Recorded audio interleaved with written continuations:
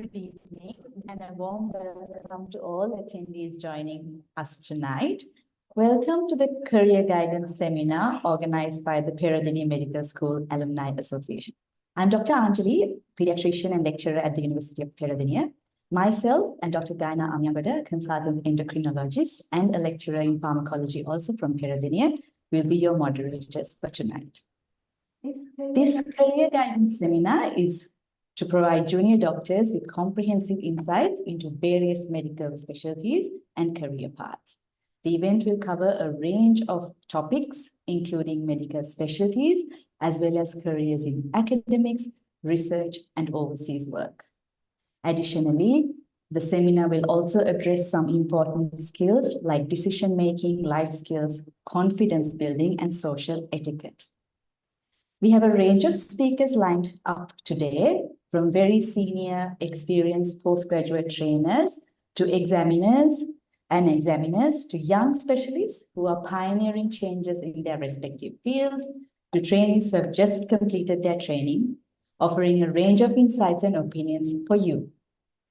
We also invite you to the audience to type questions in the Q&A panel, and the relevant questions will be asked from panelists who are available live after their presentations, and we will try our best to address as much as possible at the open discussion at the end, if time permits. So I hope you enjoy tonight's webinar. It will range from about 2.5 to 3 hours. Without further ado, let me introduce Professor Heshan Jayavira, who is a professor in pediatrics at the University of Paediatrics, who is also the president of PeMSAA, to make the introductory remarks. Over to you, sir.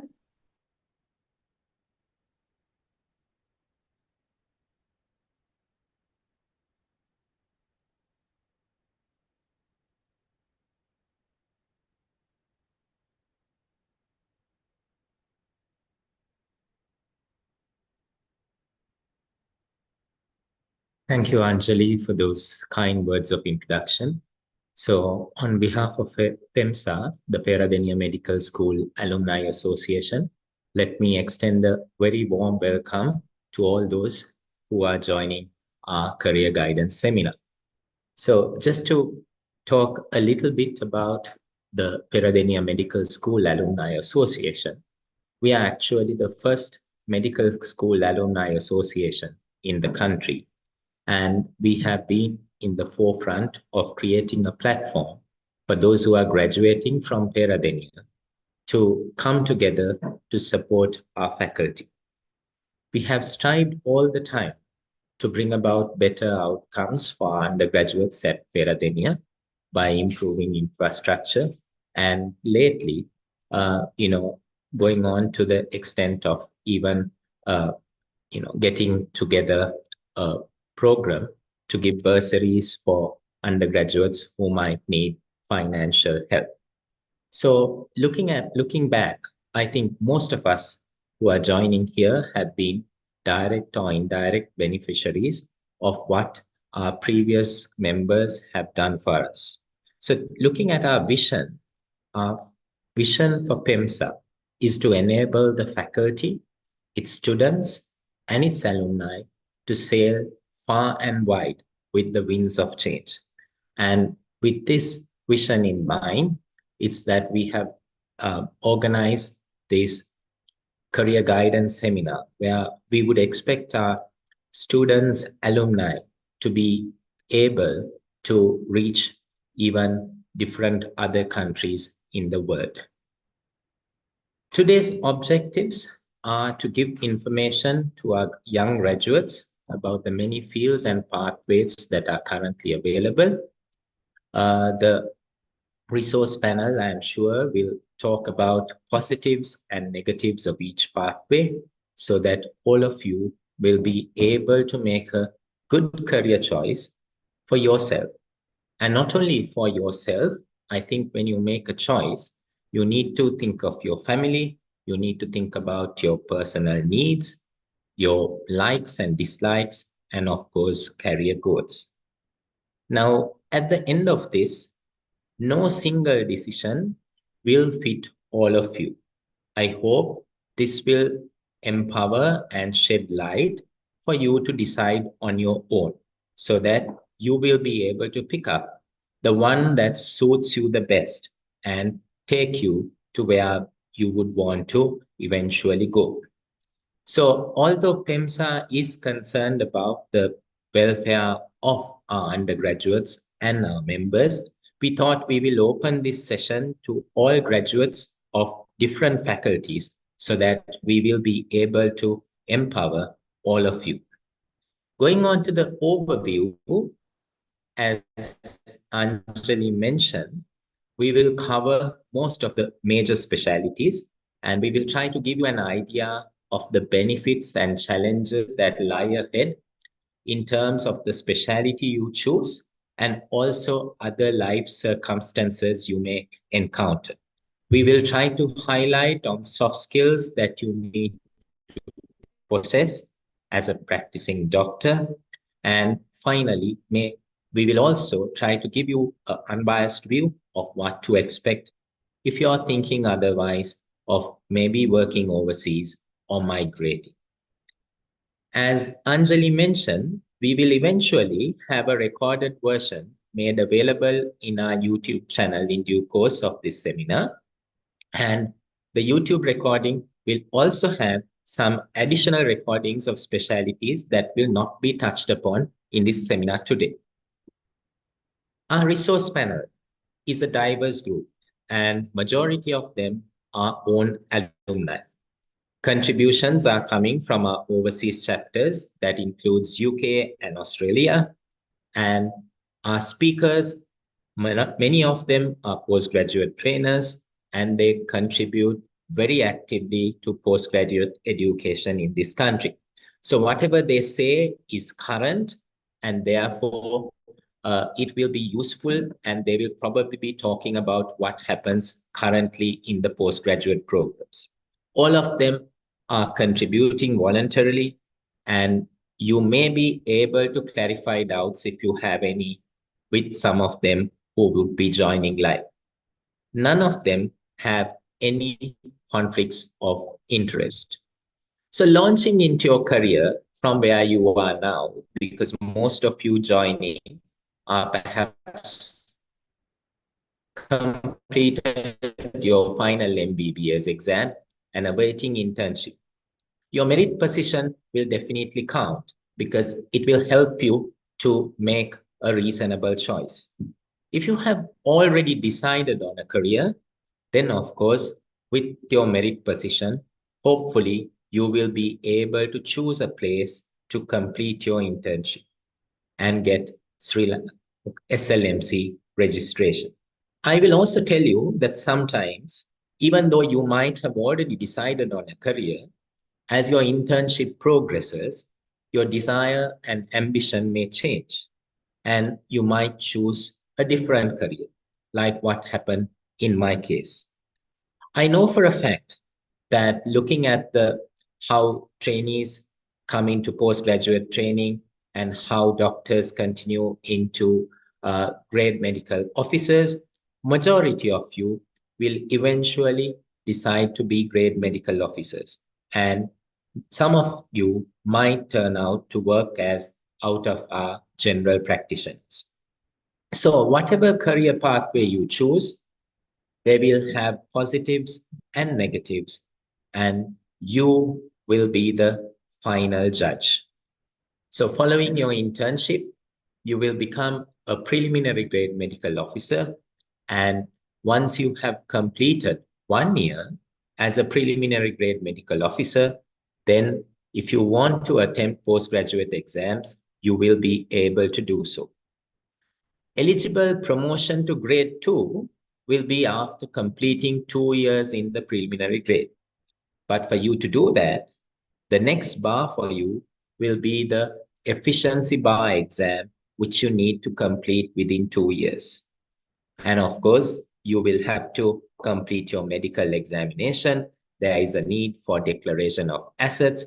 And if by chance you do not get through your efficiency bar exam, then you will not be promoted as a grade 2 medical officer, and you will not be entitled for the other benefits that you are likely to receive as a doctor. So the efficiency bar exam, I think, is a very important one in your life.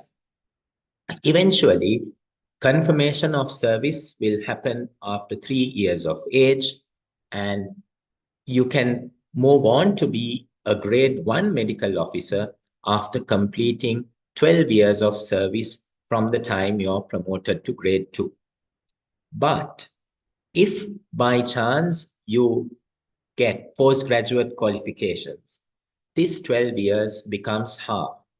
So in 6 years, you will be a grade 1 medical officer.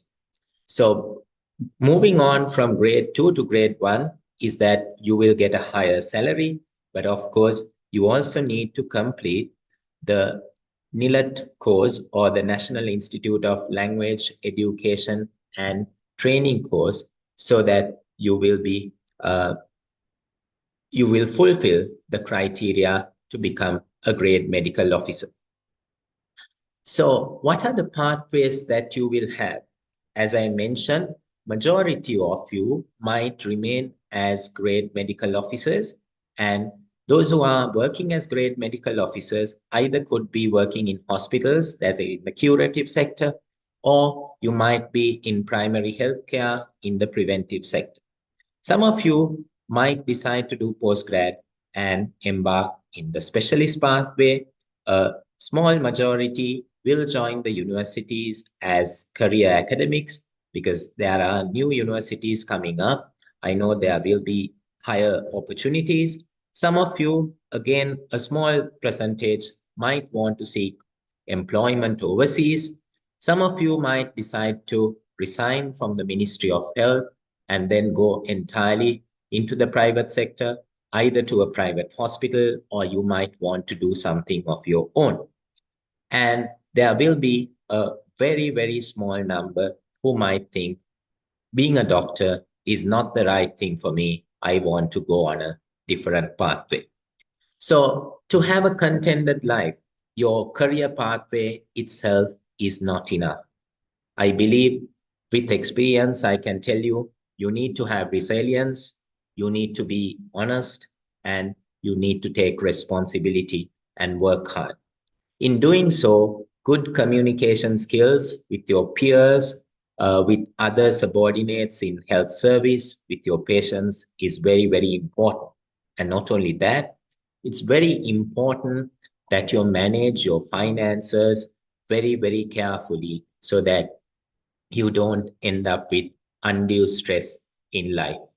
So with that, young ladies and gentlemen, I will leave you and allow the rest to take over. Thank you very much.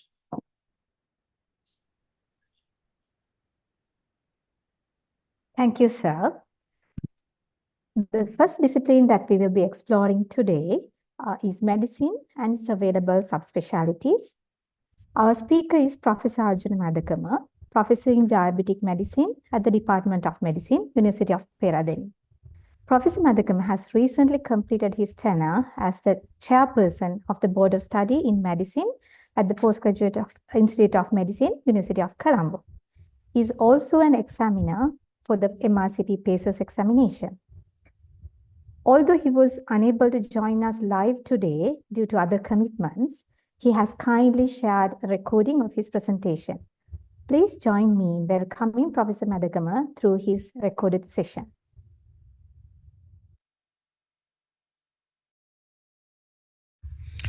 Good evening and welcome to this presentation on Introduction to the Medical Specialties. During this talk, I will briefly discuss the medical specialties, the training pathways in Sri Lanka, and the prerequisites to sit the selection examination in the medical specialties. I will also very briefly touch upon the training in the medical specialties and on the merits of selecting a career in medicine. The following are the medical specialties that would be covered by my talk and share a common entry and exit points. The MBBS will form the backbone of all future qualifications in your career. In your postgraduate career, you may wish to broadly take up one of the two pathways. In the specialist pathway, one needs to acquire a postgraduate degree, be board certified as a specialist, and finally enter the specialist register. The non-specialist pathway, on the other hand, allows you to acquire qualifications at various postgraduate institutions and include certificate courses, diplomas, MScs and PhDs. For the rest of my talk, I will be concentrating mainly on the specialist pathway. Specialist pathway in Sri Lanka at present is coordinated by the Postgraduate Institute of Medicine of the University of Colombo. The PGIM and most of the faculties of medicine offer many postgraduate courses leading to non-specialist qualifications. The specialist pathway in medical specialties involves sitting for a common selection examination, usually 1 year after completion of internship.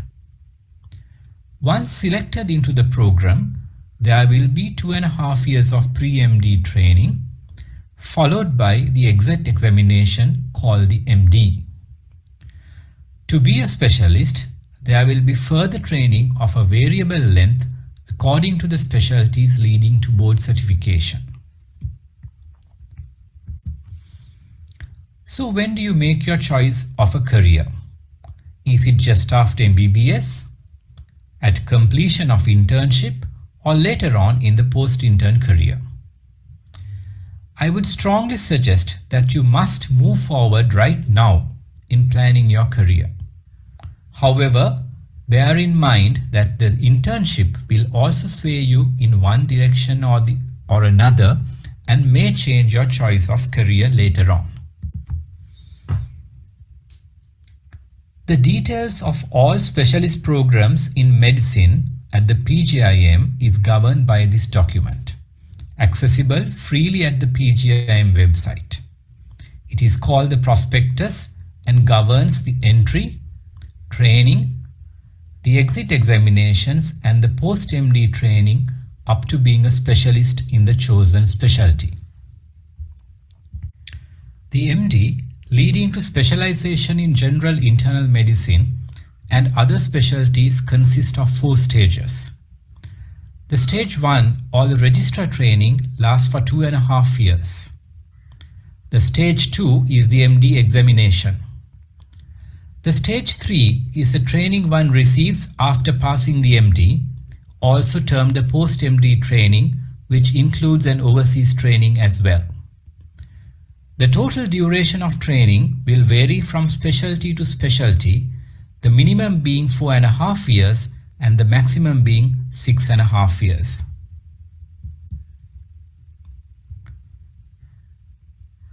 To enter into the medical training, one must pass the common selection examination conducted by the PGIM.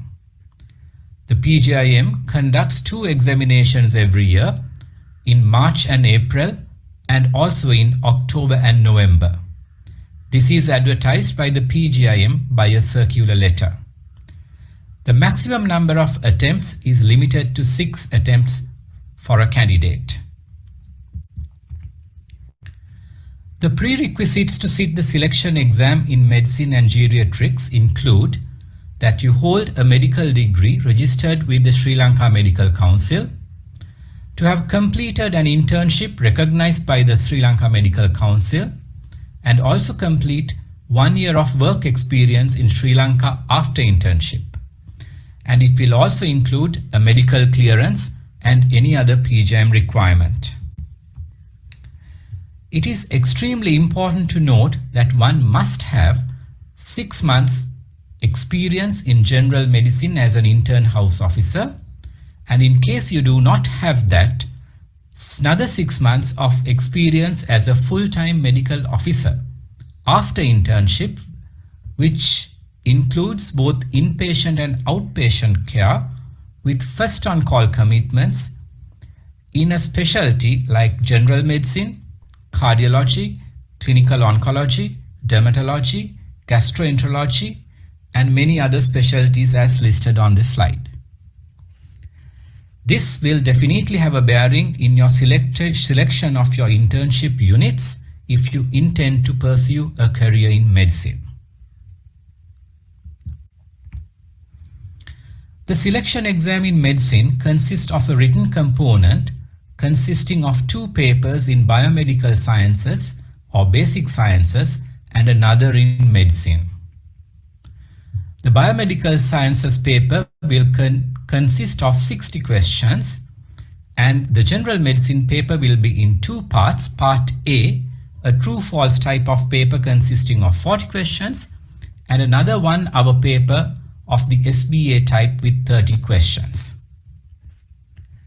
Those passing the written papers will proceed to the practical component, the OSCE examination, which consists of 12 stations.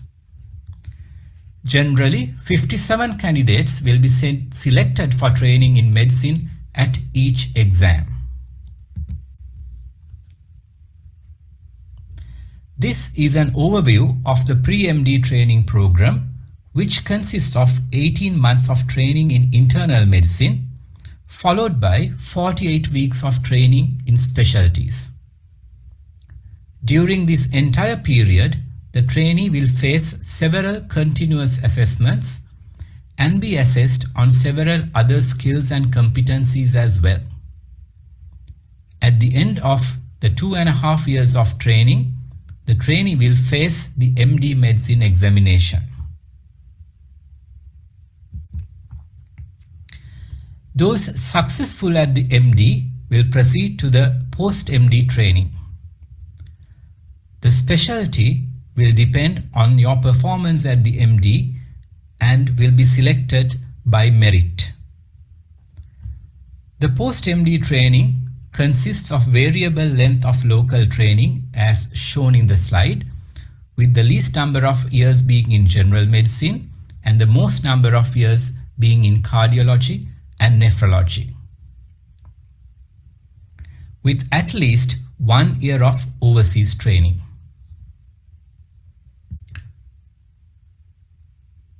A point of interest, those with the MD medicine can obtain registration with the General Medical Council of the United Kingdom without other examinations or sponsorships.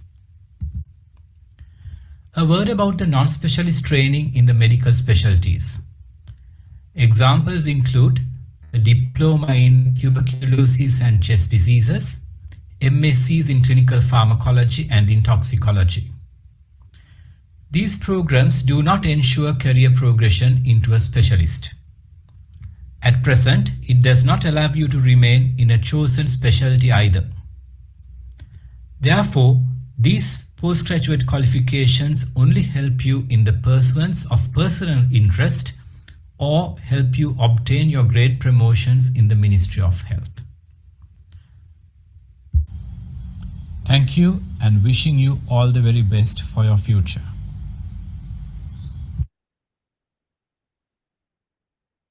A warm thank you to Professor Madhugama for that very comprehensive presentation on medicine. Next up, we have surgery and subspecialties presented by Dr. Buddhika Dasanayaka, who happens to be a senior lecturer in surgery and a consultant general surgeon with a special interest in hepatobiliary and pancreatic disorders and also liver transplantation. Dr. Dasanayaka is a unique individual with varied interests who has always ignored the standard and traversed his own chosen path at his own pace, pursuing his fascinations, leading him to extraordinary heights. Popular for his wonderfully logical and flowing method of teaching and discussion, Dr. Dasanayaka, we are delighted to have you with us this evening. We are certain we can entertain a few questions from the audience at the end of this talk as time permits. Over to you, sir. Thanks, Anjali, for those kind words. So let's start. So, good evening, everyone. So my task today is to explain a little about surgery and the path that lies ahead of you should you choose to select it as your vocation. So we've got so many areas from transplantation to endoscopy to plastic surgery to orthopedic surgery to ENT. Everything comes under this umbrella. So I won't be going into the details of what you do in all these areas separately. First question you need to ask yourself really is whether you want to do this, and the stress should be on whether you want to do this. You might see your colleagues deciding to do a postgraduate in surgery and just follow suit. It would be better if you can decide as an individual whether this is actually what you as a person want to do. So to decide that, we'll start first with the disadvantages.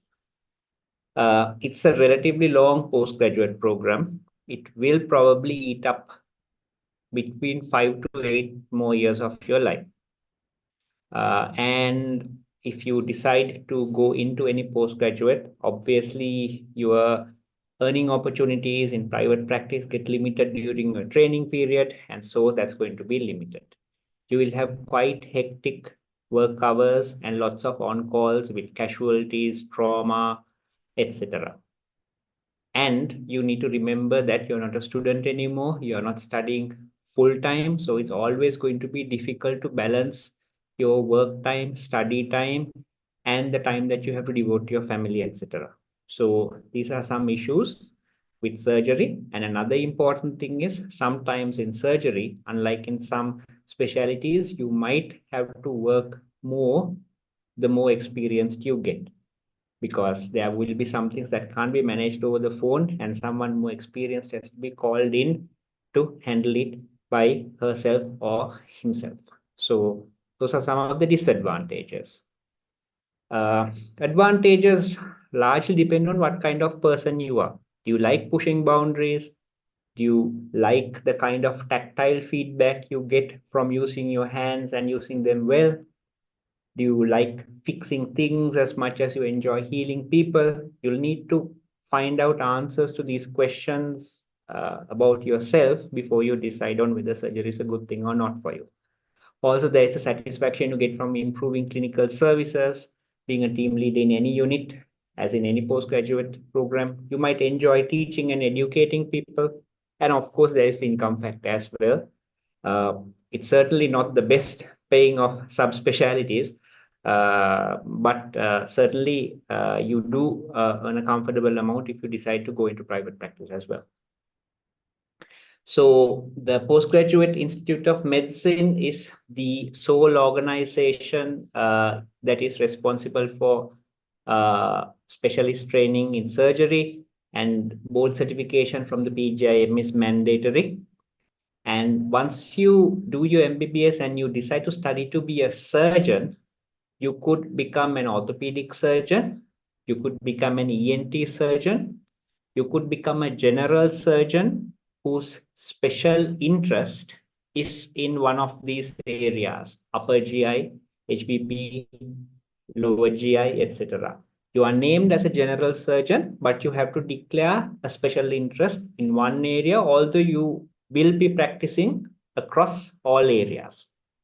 Or you can become a subspecialist where you decide on only one area, like surgical oncology, gastrointestinal, cardiothoracic, plastics, vascular, which means that you will probably be giving a more specific specialized service in that area, as opposed to a general surgeon who would probably have to handle those things along with other areas as well. So those are the areas that you might go to once you decide to go into surgery. Again, like Prof. Madagama mentioned, we need to go through the prerequisites. You have to have a medical degree, which the SLMC recognizes, and have completed your internship. After internship, you have to have 1 year mandatory. Now, you need to have 6 months of surgical experience. You can gain this in either surgery or in GynObs. It's not essential to have an internship in surgery or GynObs. You can always have either a senior house officer level position also in surgery or GynObs. As long as you have completed 6 months, that's fine. Then you need to have a medical for mental and physical fitness. And also, especially in surgery, sometimes, especially if you have some kind of physical disability with your hands, etc., which would compromise your ability to function as a surgeon, you will have to notify these to the PGIM. But that is not in all cases a contraindication, or it doesn't exclude you from taking up surgery. So there are 3 checkpoints in the pathway to becoming a surgeon should you choose to undertake this as your career. The first one, the CSE, is the Common Selection Exam. We refer to that as part 1. So the prerequisites I mentioned earlier, like your 1-year post-internship period, having done surgery for at least 6 months or GynObs for at least 6 months, those are the prerequisites to be eligible for the CSE or the part 1. Once you pass the CSE or part 1, you can move into ENT surgery as a trainee, into orthopedic surgery as a trainee, or into the surgical proper curriculum as a surgeon. I mean, I'm not saying the other two are improper, but it's referred to as surgery, orthopedic surgery, or ENT.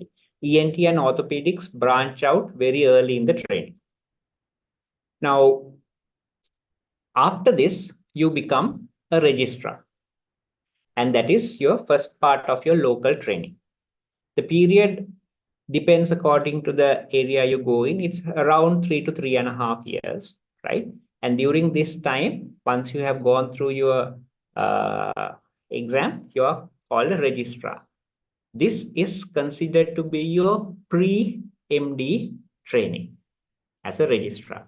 And once you complete certain requirements during your registrar period and certain appointments, you are eligible to go through the next checkpoint. If you want to go into orthopedic surgery from general surgery, you can circle back during your registrar period and change options. You can't go into ENT in the same way. Next, you come to your MD surgery examination, either in ENT, orthopedics, or in surgery. And once you finish this and you pass it successfully, you become a senior registrar and you start your post-MD training. This is around 3 to 4 years, right? And your local training period is 1 to 2 years. Your overseas training period is 1 to 2 years. And that's the next part of your training, your post-MD. Once you have completed your post-MD training, you will have an exit exam, which you have to complete in order for the Postgraduate Institute of Medicine to give you what's called your board certification, which certifies you as a consultant who specializes in that area. So that's the pathway. We'll focus mostly on what you have in the common selection exam, which is the first hurdle that you will have to get through out of these 3. The common selection exam has multiple choice questions as well as OSCEs. You first sit for the MCQ. If you pass the MCQ, you are called for the OSCE. The MCQs consist of basic science questions in anatomy, physiology, pathology, a bit of microbiology as well. And also in pharmacology relevant to surgery. Yeah, those are the areas. You will also be asked about certain principles in surgery, like preoperative preparation, wound healing, coagulation, thromboprophylaxis, nutrition, etc. So these will be your MCQs. Once you go through the MCQs, if you pass them successfully, you will be called to the OSCEs. in the OSCEs, you will be going through two areas. One is the basic science stations, anatomy, pathology, physiology. In anatomy, you will have osteology, bone vivas, just like you had in your second MBBS, and you will have the specimens. You might be asked some clinical questions also. Surgical pathology, you might have specimens. In physiology, you will be going through physiology relevant to surgery and also critical care. Then there will be skill stations in the OSCE as well. Communication, how to gather information in a history, how to give information like taking consent, breaking bad news, etc. Then data interpretation, how to interpret lab reports, and medical duties, which is how to fill up a form, how to communicate a patient status, how to write an op note. So it's a pretty comprehensive set of clinical skills. And if you get through those, you become a registrar. During a registrar period, in addition to your ward work, operating, etc., you will also have in-training assessments called CETAs, which you have to fill up every 6 months. You have to have a mandatory set of research publications that you need for your MD exam. And also there is a small OSCE while you're working. Some courses are mandatory for you to complete during this period. These are conducted by the University of Peradeniya, a basic surgical skills course. And Colombo also conducts trauma courses and laparoscopy skill courses. At some point during your training, you'll have to register and go for the course and get the certificate because you need that to do your MD exam.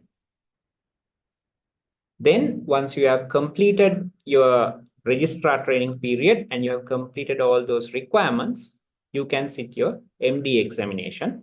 We won't go into details here much. There is a short essay and MCQ, OSVs, which is the objective structured viva examination, and then the clinicals as well. It's pretty much like the OSCE is pretty much like the long cases and short cases that you will get in your final exam surgery, but at a different level. So if you pass your MD in surgery, that is the part 2 examination, then you become a senior registrar. And you can choose whether to become a senior registrar in general surgery, and you can decide on a special interest. You will have 1 year training in general surgery and another year in that special interest. And these 7 special interests are currently available. Mind you, although you have a special interest and you have to have a certain volume of clinical exposure in this, you will have to get exposure in all the other areas as well if you want to be a general surgeon. And then you are called a general surgeon once you go through that path. Or you can decide to do a subspecialty, in which case you won't have any general surgery in your senior registrar period. You will have 2 years in one of these subspecialties, right? Gastroenterology, cardiothoracic, plastics, urology, etc. Then you will be called at the end either an oncosurgeon, a cardiothoracic surgeon, a neurosurgeon, a GI surgeon, plastic surgeon, urologist, etc. Right? And once you're done with that, you go for your overseas training. It's a minimum of 1 year. It's a maximum of 2. Currently, the PGIM does not give scholarships, which it earlier did for you to find a post there. You've got to find a paid job and you've got to have a good portfolio of work in Sri Lanka in order to apply for these jobs. And you get a job as a registrar or a senior registrar in a recognized station. Usually, most people opt to go for the UK or Australia, but even Singapore and some hospitals in India are allowed now. And you spend 1 to 2 years overseas, and then you return to Sri Lanka. And once you reach this person who is coming to greet you with the bouquet, it's not your partner, it's not someone you have left behind, but it is your post-MD exit examination that the PGIM puts upon you, and you got to sit that. It's not very tough, but you have a set of MCQs and a Viva based on your portfolio. And once you're through with that, you go for your board certification. And then you have your board certification in that area. Then the question is, what do you do next?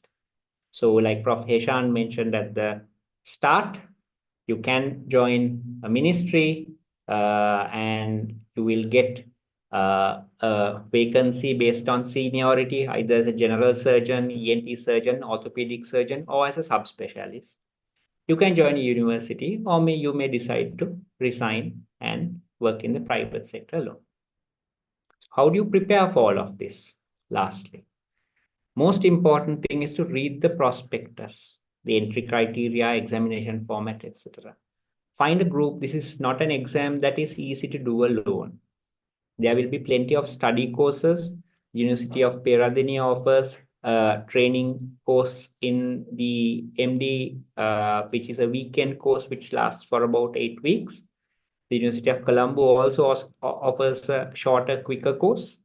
There's plenty of study material available. Your colleagues might have it.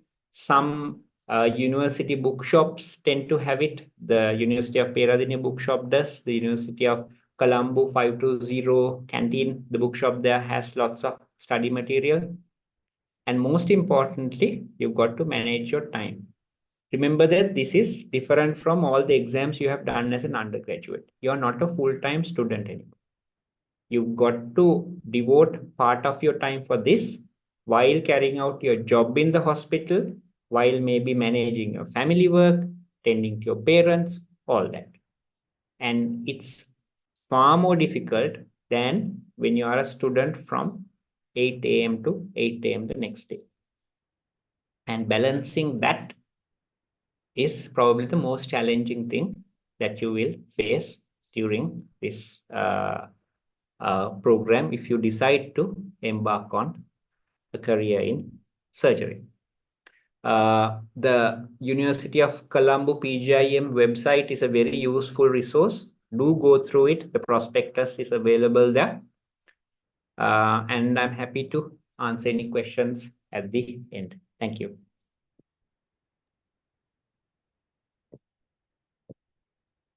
Thank you, Dr. Buktika Dasanayake, for your wonderful talk. I'm sure that our young doctors in the audience who were interested in taking surgery as their future career were able to get a good insight into the surgical specialty. As we cannot see any questions in the Q&A section yet, we will move on to the next speak. We have a talk on gynecology and obstetrics and the available subspecialties. Our speaker today is Professor Chathura Ratnayake, the Chair Professor in Obstetrics and Gynecology at the University of Peradeniya. He is also a former Secretary of the Board of Study in Obstetrics and Gynecology. Due to his busy schedule, Professor Ratnayake couldn't join us live today. However, he has kindly prepared a presentation titled Invitation to Gynecology and Obstetrics for us to read. Let's take a look.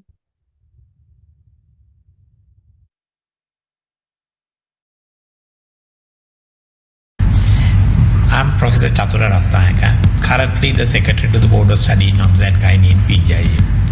My job is to invite into the specialty of obstetrics and gynecology as well as its subspecialties.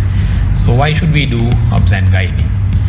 It is generally associated with a very pleasant life experience. So you can, as a general obstetrician and gynecologist, help families make happy memories for the rest of their lives. And the base skills you will learn will be very helpful in very high demanding subspecialties like reproductive medicine, urogynecology, gynecological oncology and others. And reproductive medicine and oncology are available in Sri Lanka and will be expanding our subspecialty curricula in the near future as well. So you can go into become subspecialists in our main specialty. There are certain downsides like long working hours, unscheduled work commitments, sometimes getting into lawsuits or allegations after bad patient outcomes, and you need to be generally well away from your family if you work in remote stations in Ministry of Health. Though all these drawbacks are there, it is generally very well rewarded in public and private sector when it comes to the practice. So how do we become a specialist in OB and Gynae? You have either the option of doing the training outside Sri Lanka by getting into their training programs, which is generally very competitive, or doing your basic training in Sri Lanka in the PGIM. In Sri Lanka, the PGIM is not charging you anything. The Ministry of Health or your employer like university or armed forces will be funding your training because it's an in-service training program. So I think you are well advised to go into at least do the basic training in Sri Lanka, because our training is generally highly regarded even in UK and Australia. And once you have the MD from Obs Gyn in Sri Lanka, you will be taken in very easily into their training programs, which is added advantage rather than going through their training program in that country, which is very difficult to obtain for outsider like yours. The general duration is about 5 years, and the qualifications which we have are MD, SLQF level 12 training program, which is equivalent to PhD, the highest obtainable qualification in a country. So you can have the option of getting board certified in general specialty or in subspecialty. The training program is for about 7 years after getting selected in selection exam. 6 months you spend in peripheral circuit, and then 15 months each in another 2 circuits before you going through your MD exam. After completing your MD, you need to spend another 12 months in the local hospital as a senior registrar, another 12 months in an overseas place of training. Once you complete that, your stage 7 is the pre-board certification assessment and board certification, which will make you eligible to become board certified. One caution about eligibility criteria for selection exams in Obs and Gynae training is that you need to have 6 months of clinical appointment, either internship or post-intern 6 months before applying for selection exam, which is going to become applicable from 2026 onwards. If we look at the selection exam, we are conducting it in 2 stages. First stage is MCQ paper, and second stage is a written paper. MCQ paper consists of 20 true false and 30 single base answer questions, and you need to complete that within 2.5 hours. If you have obtained 50% of marks for this paper, you will be allowed to proceed into written paper and objective structured viva examination. In written paper, we have 4 structured essay questions and 2 short answer questions. The subject base is detailed in the prospectus at PGIM website, and this paper is about 3 hours in duration. And your OSCE component has 66 minutes. You have to go through 6 stations, 10 minutes each, and again the subject and details are there in the prospectus at PGIM website. Once you have obtained the pass mark in the selection exam, depending on the availability of training slots, you will be selected. Now regarding training slots, which we will be advertising at the time of advertisement of the examination or in the circular of the examination, which is available at PGIM website, usually the number is around 30 every year, but that might vary depending on the availability of the training slots for that particular year. Once you are selected for training program, you will have to go through pre-MD stage 1 of 15 months in a peripheral hospital in the peripheral circuit, which is usually base hospital or district general hospital. After finishing that 6 months, you will be going into the main circuit, where we have 3 main circuits. You need to work in all 3 circuits during your pre-MD stages 1 and 2 and post-MD senior registrar training. So everybody will have to go through all 3 circuits during their training in local setting. In the training program, you need to go, as I mentioned earlier, in stage 1 in the periphery, stage 2 in 15 months in 2 circuits, and then during that period you will be sent for gynae-oncology training for 3 months in rotations. So once you finish your stage 3 training, you will be going to MD exam. After MD, you go for senior registrar's training and overseas training. After returning from overseas training, you need to provide your training portfolio, and you need to complete your dissertation, which is again you need to do during your local training in stage 1 and 2 and 3. After satisfying the appointed examiner panel, you need to show evidence. These are the evidence which you have to show. We will be taking you into a board certification as a specialist or subspecialist in your chosen subspecialty. This is just a quick run through. If you have any further queries, I'll be happy to answer. You can reach me on the email address given here. Thank you.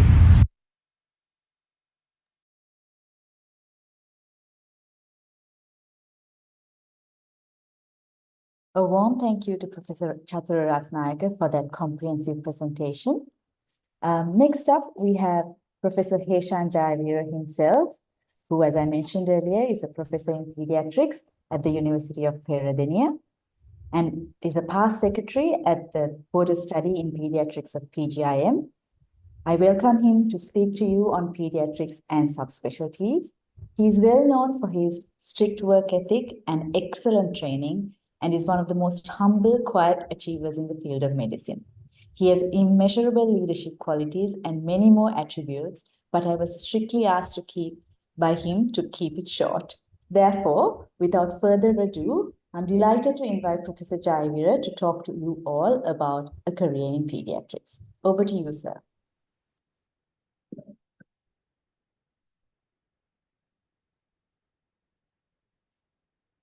Thank you, Anjali, once again for those kind words of introduction. So, good evening to you once again, and then just now, from now on to the next few minutes, I will be talking about a career in pediatrics. So, for whom is a career in pediatrics? It's for those people who are passionate about treating and looking after sick children and contributing to the well-being of children and families, even the well children. Of course, you have to be able to commit yourself to compassionate, holistic care, because being a pediatrician is kind of a challenging job, and you will have to be on site most of the time because the parents themselves will expect a more senior person to be around to take good care of their children. So if you're passionate enough to take up this specialty, I will take you through as to what you should do. So we all know that you have to be registered with the SNMC. I said you have to have at least 1 year completion of being a doctor following your internship. And what is interesting in our specialty is that even without experience in pediatrics, you are able to attempt the selection exam in pediatrics. So if you do medicine, surgery, but you've not done pediatrics, still for all, if you think pediatrics is what you want to do, you are most welcome to see whether you can have a go at our selection exam. So in the event that you have not had experience in pediatrics prior to the selection exam, then there will be a little bit of intense training in the first 6 months of your registrar training to make you on par with the others who have had experience in pediatrics. So our selection exam is similar to what the medicine has, and it's conducted through the PGIN. We have 2 selection exams every calendar year. And we have training facilities for 24 trainees every 6 months to come into the training schedule. So for you to enter training, there are two components in the selection exam that you need to worry about, and that is your theory and the OSCE. The theory basically is something like what you would do in your final MBBS exam, but the proportions of questions are slightly different. You have 30 MCQ with some emphasis on basic sciences and 30 SBA questions. For you to be successful in your theory exam, you need to get more than 50 marks for each of these components. So you need to get more than 50 for your MCQ and more than 30 for the SBA. And then if you do succeed, then you move on to your OSCE. The OSCE is a 15-station OSCE, which also has 5 live stations. And then if you are successful in your OSCE, and then you will start off to be a first-year registrar. Now, before you start on your first-year registrar training, there are some mandatory workshops and other trainings that are facilitated through the PGIM to make you a more capable doctor to give service to children. So our MD program coming into training is 3 years. The first year focuses mainly on general peds to consolidate the knowledge you already have, and also 3 months in the pediatric ICU, a month in the pediatric ICU to give you some additional skills. Following that, you will move to your second year training, which focuses on neonatology and a peripheral appointment for about 5 months, following which you will get exposed to the subspecialties in pediatrics for a variable period of time. Having completed that, the third year again is another full year of general pediatrics being done at the Lady Ridgeway Hospital. Following all these 3 years, I think will give you sufficient exposure to all aspects of pediatrics, and in the MD program, it is mandatory for you to undertake a research which has to be approved by the PGIM to make sure that you are able to move forward in your career pathway. Having finished the training, then of course comes your Part 2 examination. Similar, I would say, to final MBBS, but at a different degree. You have a theory component which has various components where we will be checking to see whether you have got a comprehensive knowledge in the world of pediatrics.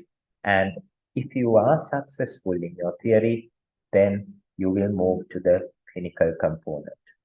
And in the clinical component, you will be doing a long case and multiple short cases, which is also known as the SACS component.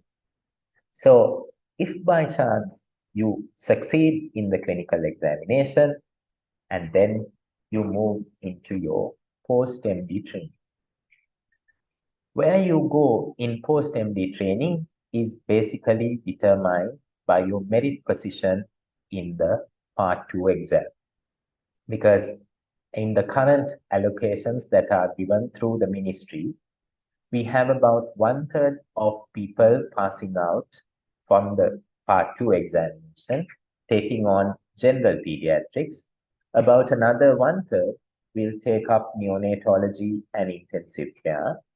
And the remaining 1/3 will take up the specialties, which include endocrinology, neurology, nephrology, pediatric cardiology, pulmonology, community pediatrics, and clinical genetics. So if you want to do the specialty you like, then of course you have to be at the top of the merit list, or at least somewhere in the top half. Otherwise, depending on the vacancies that are present, the ones at the bottom will eventually not have a choice.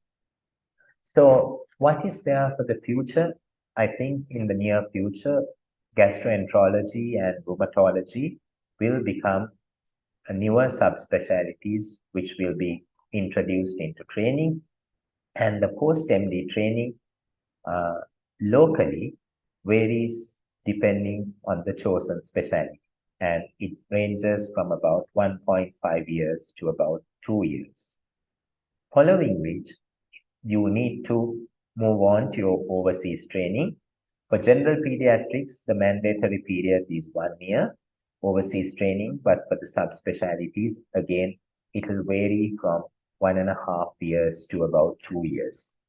Following which, you will come back to Sri Lanka, and if all of your other commitments are completed, then you will be eligible for board certification as a specialist in pediatrics.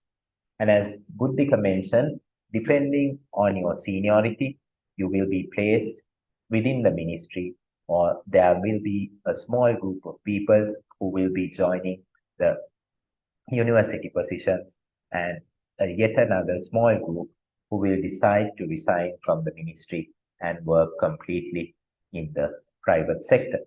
So how do you embark on your journey? I believe you need to believe in yourself if you want to do anything, whether it is pediatrics or medicine or whatever in life. I believe you need to continue to learn from the patients whom you encounter, which will help you to improve your clinical skills and keep them very well refined. It's important to reinforce already the theory knowledge you have already acquired from the textbooks that you used as an undergraduate. But we will be going into more depth knowledge, so therefore you might have to use other textbooks. And then, of course, if you are interested in taking up the exam, I suggest that you go for a preparatory MCQ course. There are many courses that are conducted, some physically, and there are many online sites where MCQs are available. So having done that, and if you think you are up to pediatrics and you're willing to give the best to the children of this country, I would like you to take up the specialty of pediatrics, and let me wish all of you the very best and best of luck in your future endeavors. Thank you very much.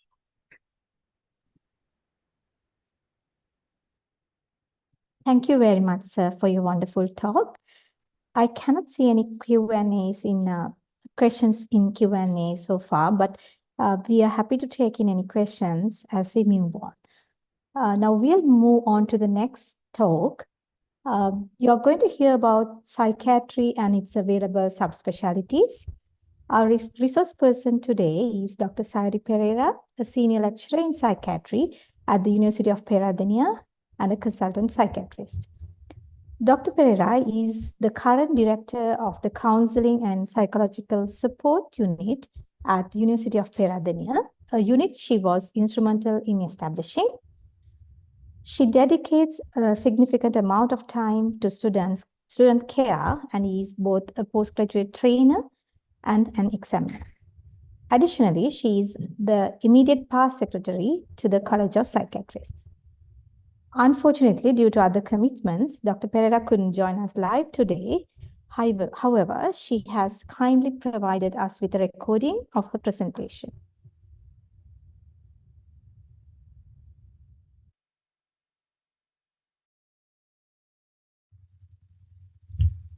A very good evening to all of you. It's an honor and a privilege to deliver this lecture on the invitation of the PeMSAA. And I'm here to tell you why you should choose psychiatry. Now, as you know, when you select any specialty, not just psychiatry, there's a checklist that you probably run through. Just here to remind you of what you should be checking. You need to like it. You need to like the area of interest, and you should have a passion for working in that particular area.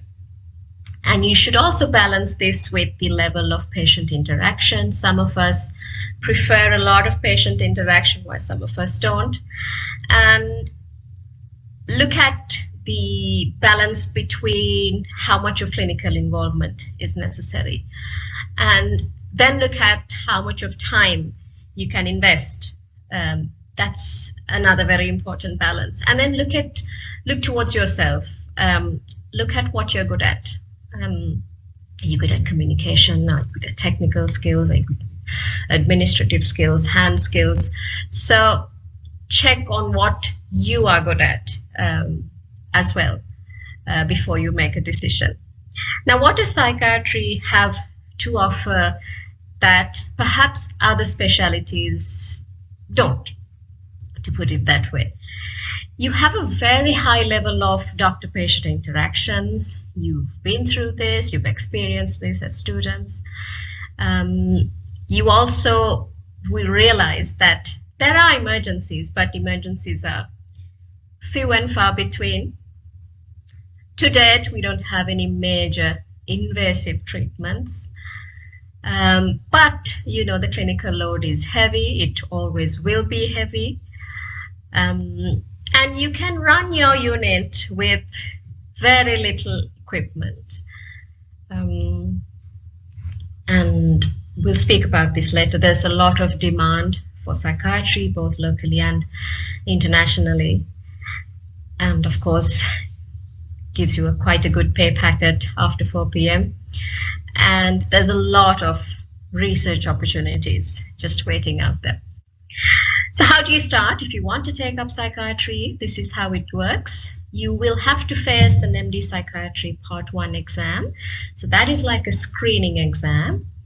And once you get through that, you will work as a registrar in psychiatry. And then you have the proper MD, which is the MD Part 2. And thereafter, you will work as a senior registrar in psychiatry. And then you can opt for your overseas training if you like. You can opt to not go for your overseas training. Some people don't do that. And then, of course, you'll be working as an acting consultant psychiatrist. And then following your board certification, you will work as a consultant in psychiatry. So coming back to the selection exam, this is a theory exam. The first paper will be an MCQ paper. It has 60 true-false responses, and you know the rules. There's negative marking within the question. And if you get 50% from that exam, you will then face the structured essay question paper on a later date. And there you'll be facing 10 questions in 3 hours. And if you successfully get through that, you will be working as a registrar. So it's a 36-month, that is a 3-year structured training, where you will be training in general adult psychiatry for most of the time, but you will also be exposed to specialties like child and forensic as well.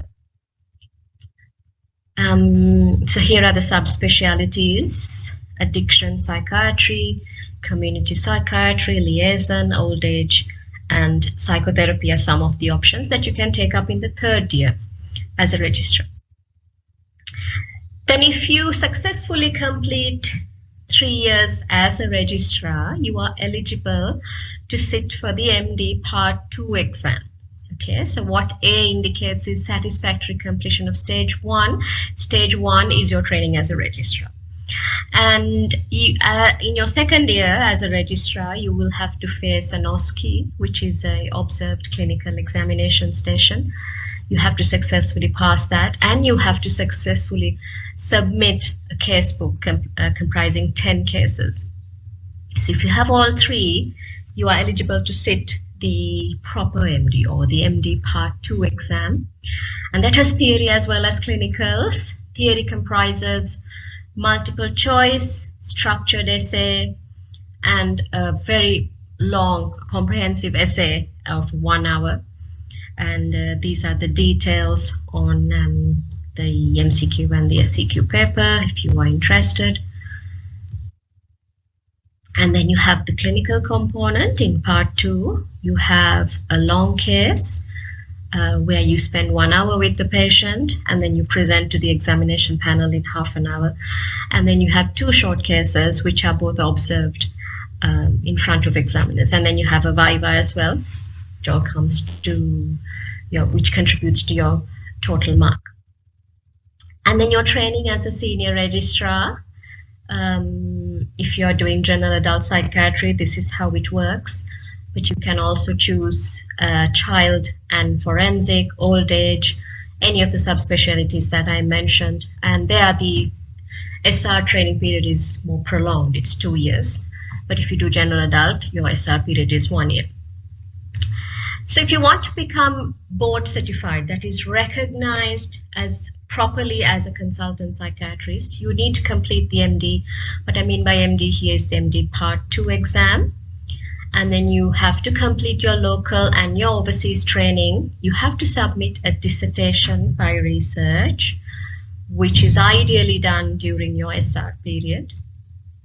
And you have a portfolio that is your sort of collection of all the training and the work and the cases that you have done needs to be completed before you become board certified as a consultant psychiatrist. So coming back to overseas training, most trainees opt to go to either the UK or Australia. What's working like there? Very, very lucrative, a lot of job prospects. If you look at Australia, psychiatrists are one of the most in-demand professions in Australia. Same in the UK. In the UK, psychiatry, GP and emergency medicine are very much in shortage. So you'll have enough job opportunities depending on whichever country you decide to go to. But Australia and UK are the top picks among trainees at the moment, mostly Australia. But there are some people going to UK as well. So that's what the training is like, and that's what the job prospects are like. So I just want to wind up with a very interesting story that happened to me. Got a call from my neighbor last week, and I know her very well. So she said, "Is your husband home? I need a favor." So I said, "Yeah, he was home, but he's just stepped out for a surgery." And I said, "What can I do for you?" And she said, I need his opinion on my full blood count test. She's probably forgotten that I'm a doctor. So she wants the surgeon's opinion on assessing her full blood count report. So this is very common. What I want to tell you is that sometimes people forget that you're a doctor. So be ready for that.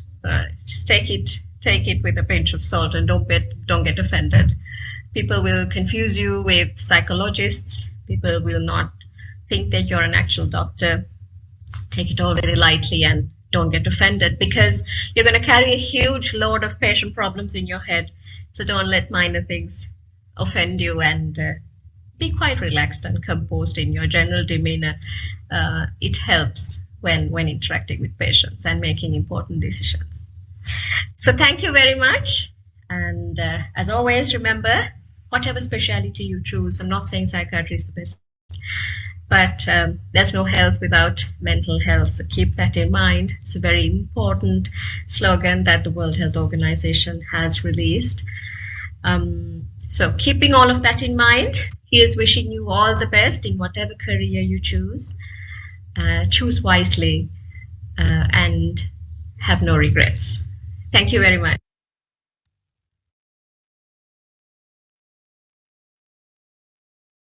Thank you very much to Dr. Sairi for that wonderfully authentic presentation. The next session will be conducted by not one, but two lovely consultants, both from the Faculty of Medicine at Peradeniya.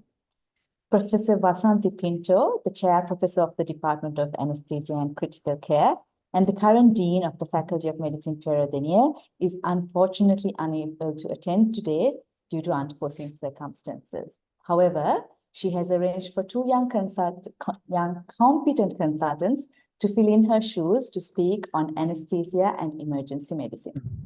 Let me first introduce Dr. Ashani Ratnayaka, a lecturer in anesthesia and consultant anesthetist at the Faculty of Medicine, Paediatrics, who will speak to you on anesthesia and critical care, on the anesthesia and critical care aspect of this specialty. Over to you, Ashani.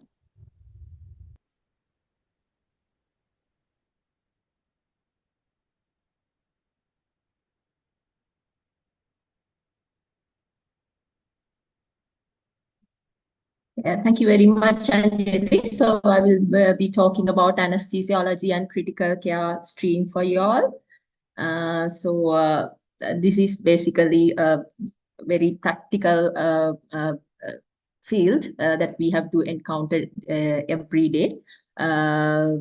Unfortunately, Madam is not able to join today, so that is why I have taken over, and this is a presentation.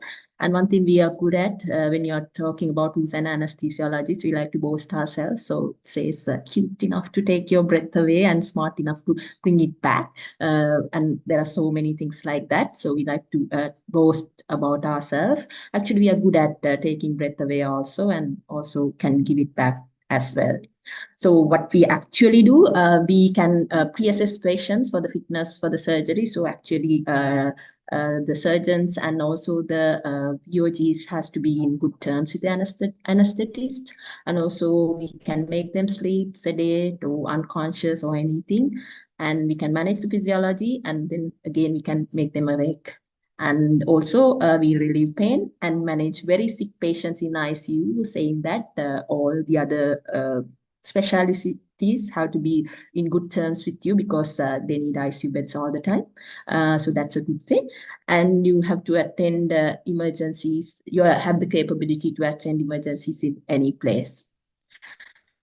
And also in ICU, we do optimize the physiology and organ support and knowledge on we need to have knowledge on all the other specialties, and also technology, and also excellent communication ability. So if you have all that, yes, you're welcome to do anesthesia. And also, if you are a thrill of high stakes medicine, so if you thrive on adrenaline and excel under pressure, this is one of the fields for you. Also, if you like to do more procedures, not really talking, but also to do things, hands-on experience, again, this is your specialty. And if you want to save lives, this is actually an area where you have to involve in saving lives. Other than emergency medicine, you straight away manage your acutely ill patient, and you can have your passion of saving life by doing anesthesia. And also, if you can't see pain, if you want actually to relieve pain of the patients, again, this is where you learn about pain relief and manage the pain of patients. And this is my favorite thing. Wherever you go in the country, you will have AC rooms. So don't have to be in hot climate, and don't have to sit like hours taking care of clinics. We don't have clinics that go on for hours, so it's very short period of clinics. So we have a very comfortable work environment, especially with AC. So remember that if you have heat intolerance, again, this is your field. Okay, so about the Doctor of Medicine, OMD, and board certification in anesthesiology. Prerequisites are same for any other. It's a medical degree registered with the SLMC and satisfactory completion of internship acceptable with SLMC, and also 1 year post internship. So we used to require a completion of 6 months of anesthesiology prior to sit MD anesthesiology part 1, which is not there any longer. But of course, the discussions are going on to restart this requirement again. So might have, when you're doing the exam, that requirement might come back. So like 6 months of anesthesiology requirement again. But this is not confirmed yet. The last prospectus, at the moment, you don't need to have 6 months of anesthesia to do anesthesiology. But if you are expecting to do anesthesiology in your post-internship, when you're applying for post-intern appointments, I rather suggest you to apply for anesthesia appointment, because the prospectus might change. So our selection examination, it has these basic sciences, physiology, pharmacology, physics and clinical measurements, which is a new thing for MBBS graduates. We don't really use physics and clinical measurements under, especially physics, under our undergraduate period. And then also some clinical sciences. And when you're doing anesthesiology, you really have to use all these basic science. Therefore, you need to have a very good basic science knowledge. And if you're doing anesthesiology for the rest of your life, you will be using this basic knowledge of basic sciences. So this is the roughly the outline of our program. So we have the first stage. Now I told you with the new prospectus. You don't need to have a 6 months anesthesia training. So what you have is when you go through the MD anesthesiology part 1, you will have 3 months period. This is kind of a pre-registrar period, but you really need to pass the exam. And then you will be attaining your competencies during that period. Then after 3 months, there will be an assessment, which is done usually by your supervisor. You will be assessed on your competencies in anesthesia and obstetric anesthesia. Then you will start on the registrar period, which is a pre-MD period. Training period is 31 months, which is relatively shorter than most of the other specialties. And then you have MD examination. Following that, you will be appointed as a senior registrar period. We have a senior registrar training of 24 months. So 1 year will be here, and 1 year will be in a overseas center accepted by the PGIM. So you can stay there 2 years, but minimum requirement is 1 year. Then after 6 years of training, you can have your board certification in anesthesiology. So after that, during the SR period, senior registrar period, you can choose any of these subspecialties: intensive care, cardiothoracic anesthesia, neuroanesthesia, obstetric anesthesia, pediatric, pain, and transplant and critical care. So you can choose any of these, which will not cause a prolongation of your training period. It will just be on the 1 year of your SR period. What you have to do is you do the general anesthesia for 6 months, and next 6 months will be whatever the subspecialty you choose. Then you will get a board certification as MD, board certified in MD with MD anesthesiology, with special interest in whatever the field you choose. But unfortunately, you won't get appointment associated with whatever the specialty you choose. It's just a qualification in the paper. At the moment, the people who choose pediatric anesthesia will not get a pediatric hospital. So there is nothing like that. It's just a paper qualification at the moment. So MD in Sri Lanka, MD anesthesia program, which is maintained according to the standards of Royal College of Anesthesiologists. We get examiners all the time for part 1 exam and also for the part 2 exam. Therefore, we are eligible for the GMC registration without any other qualifications if you have MD anesthesiology in Sri Lanka. And also, if you want to take fellowship exams in UK, so you're exempted from the part 1 of FRCA if you have a MD anesthesiology in Sri Lanka.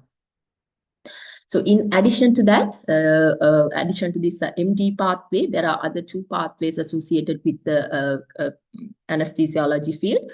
So we used to award something called Certificate of Competence in Anesthesiology, but this is not relevant to you because this will be stopped. This is the last few years of this exam. We won't have this exam anymore. This used to be a very good qualification for the non-trainees, that is for the medical officers, but no longer the PGIM is conducting this exam. This year or the next will be the last year to conduct this. Another exam might come, but at the moment, there are no alternatives for the medical officer of anesthesias to do anything. Next one is the Diploma of Critical Care Medicine, again under the Board of Study of Anesthesiology. So this is a diploma like any other diploma, it's 1 year. You have a selection exam. So you'll be appointed for critical care units, the ICUs in the country, and you will have your training. Then you have a exit exam. So you will have a diploma. So it, like any other diploma, you will get the qualification of a diploma, as well as it will be a qualification for you to go to, if you are a MO, medical officer, it will help you to go to your grade 1 stage earlier. So it will be a qualification for that. Then there is something called MD in critical care, which is a post-MD program. So the qualification for this will be, you have to complete your postgraduate stream in either MD anesthesiology or MD medicine. So anyone who completes MD anesthesia or MD medicine can be chosen to be in the MD critical care stream. So you will be working in the ICUs as consultants, and you won't be able to do anesthesia. Okay, so you're not supposed to practice in theaters, but only in ICUs. Okay, so that is the disadvantage kind of thing with that. And you have a 3 years period of post-MD period, where you have 2 years of mandatory local training. For anesthesiology trainings, most of the training will be based on medicine, whereas medicine trainees, most of the training will be based on anesthesia. And then that is 2 year local training. In 1 year, your 1 year overseas training should be on critical care. So you have to practice somewhere overseas in a ICU. Okay, so it's actually a good both critical care and anesthesiology. You have a very good job market. And also I told you in UK, you can get GMC registration very easily. Okay. So if you want more information, we have to read this prospectus. The latest one is from 2022, but it will change. So my advice for you all who are expecting to do anesthesiology, just to ask for an appointment in anesthesia when you're doing your post-intern appointments, when you're applying for post-intern appointments. Thank you very much. Thank you very much, Dr. Ashani. And now let me hand over to Dr. Tharanga Wijetilaka, who is a lecturer and a consultant in emergency medicine at the University of Peradeniya, to speak to you on the emergency medicine aspect of this specialty. Hello. Hello and welcome. Thank you for the opportunity to talk about emergency medicine. Right. So, I think there's something wrong with my video. It might not appear, but I'll continue to talk. Now, emergency medicine in Sri Lanka is a relatively new specialty. If I may show you emergency medicine. Dr. Tharanga, can I interrupt you for a minute? Yeah. Thank you for that. Yeah. So if I may show you emergency medicine, I would probably summarize it like this. It's not for the faint-hearted. It's a lot of work. It's a lot of hours on your feet. But it comes with extreme job satisfaction. You get very high job satisfaction. You're a frontline healthcare worker. You see acute patients. Now, emergency medicine in our country does not reflect the status of the world. In the world, particularly in countries like Australia, United Kingdom, and America, emergency medicine plays a key role to bring down the health costs. So you minimize the hospital admissions. In our country, that's where we are heading. As a relatively new specialty, that's where we are heading. If I were to talk about the pros of emergency medicine makes you a skilled person. You're a diagnostician. You diagnose quickly. We don't spend a lot of time with individual patients, but we try to train ourselves and our trainees to come to diagnosis quite early in the within the acute presentation. And we manage patients. We do a lot of procedures. We are, I would actually boast and say, we are jack of all trees. Now, to become an emergency physician, there are few eligibility things like they're common to many of the other postgraduate streams in our country. So you need to have a medical degree registered with the SLMC. You need to have a satisfactory completed internship. And you need to have 1 year post-intern in a medical specialty.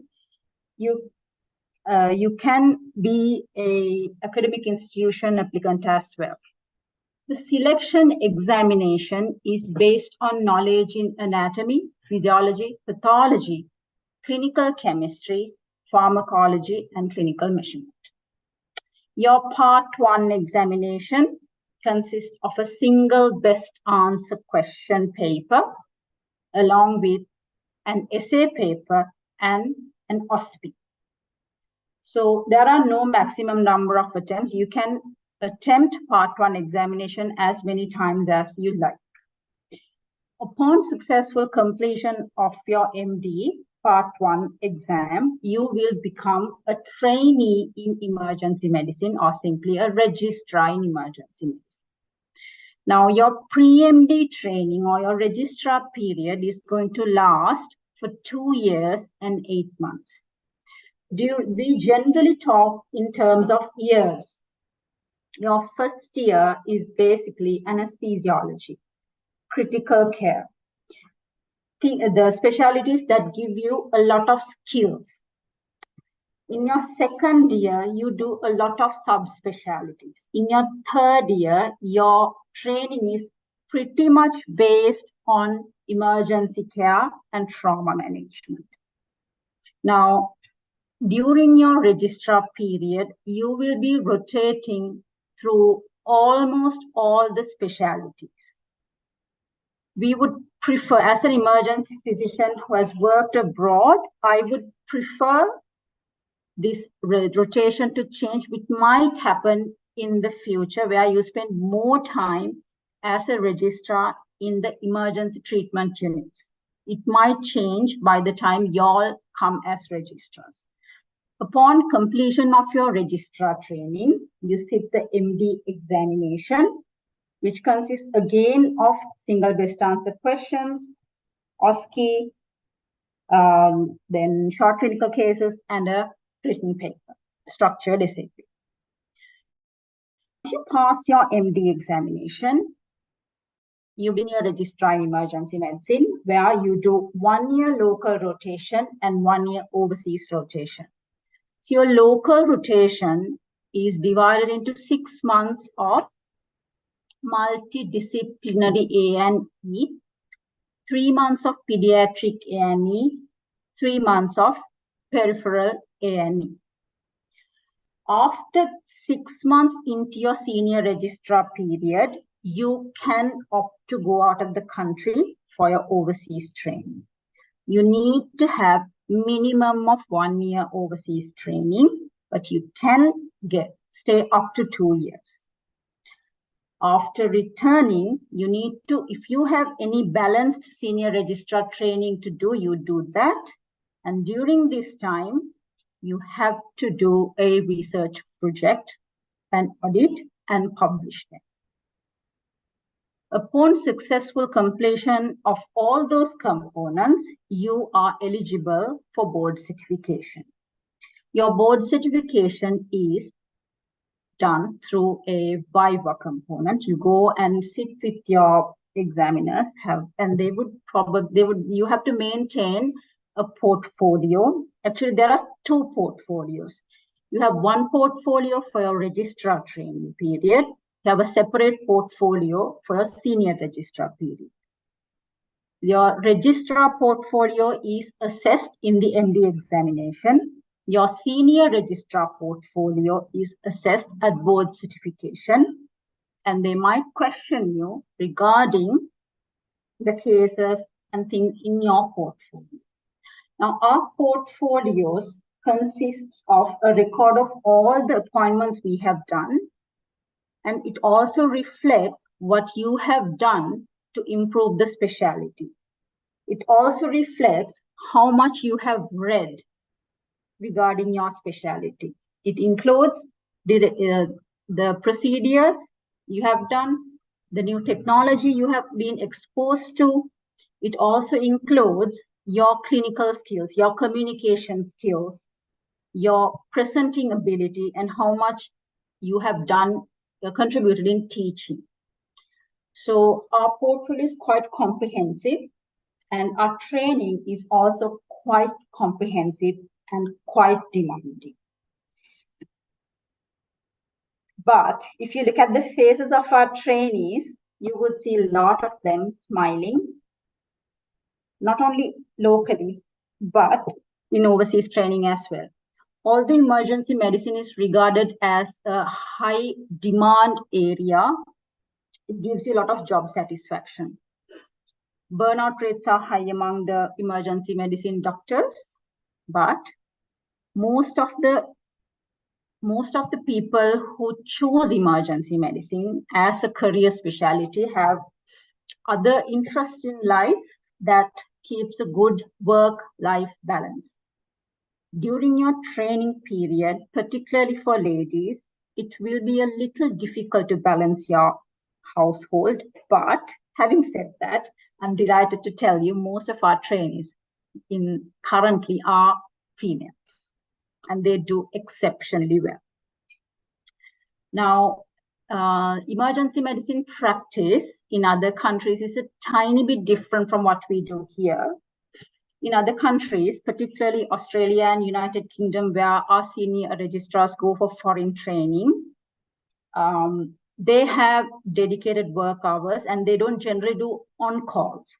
So you do your shift and you're done. You don't have clinic patients. You don't have to go through large piles of patient notes. You don't carry them on your shoulders for the rest of their lives. You manage them during your shift and you hand over them.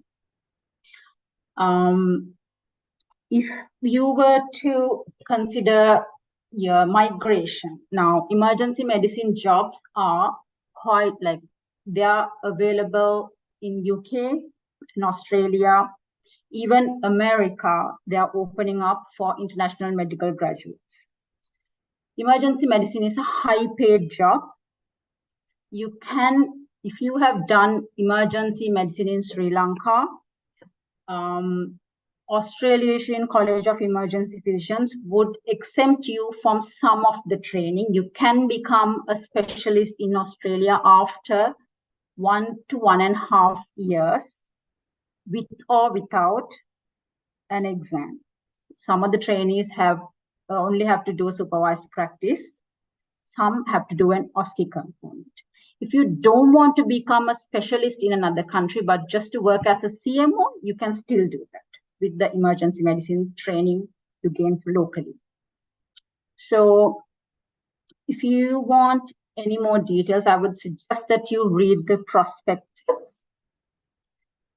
But all in all, it's a very rewarding job. And I would say you become quite competent in time management. You become quite competent in procedures. You become quite competent in doing a lot of things at the same time. So I welcome you to our specialty, and thank you very much for listening. If you have any questions, I'm very happy to answer. Thank you very much, Dr. Tharanga Wijetilaka. I would like to extend our sincere thanks to two of our lovely consultants, Dr. Ashani Ratnayaka and Dr. Tharanga Wijetilaka. You are not just only lifesavers, you prove that you can be saviors of any situation by agreeing to join us after very short notice, as Prof. Vasanthi Pinto could not join with us today for the webinar. Now we will move on to the next specialty, that is family medicine. It's our greatest pleasure to have a distinguished guest speaker with us today, Professor Shyamali Samaranayaka, Chair Professor of Family Medicine at the Faculty of Medicine, University of Jayawardhanapura. She is also the Chairman of the Board of Study for Family Medicine. Professor Samaranayaka is a renowned expert in the field of family medicine, and we are honored to have her join us today. She has an impressive academic background, having graduated from the Faculty of Medical Sciences, University of Sri Jayawardenepura with first-class honors. She obtained her diploma in family medicine, diploma in child health, and MD in family medicine from PGIM Colombo. With over 21 years of experience as an academic, Professor Samaranayak has made significant contribution to developing undergraduate and postgraduate family medicine teaching curricula in Sri Lanka. On behalf of PeMSAA, I would like to extend our sincere gratitude to you, Madam, for joining with us today, despite your very busy schedule.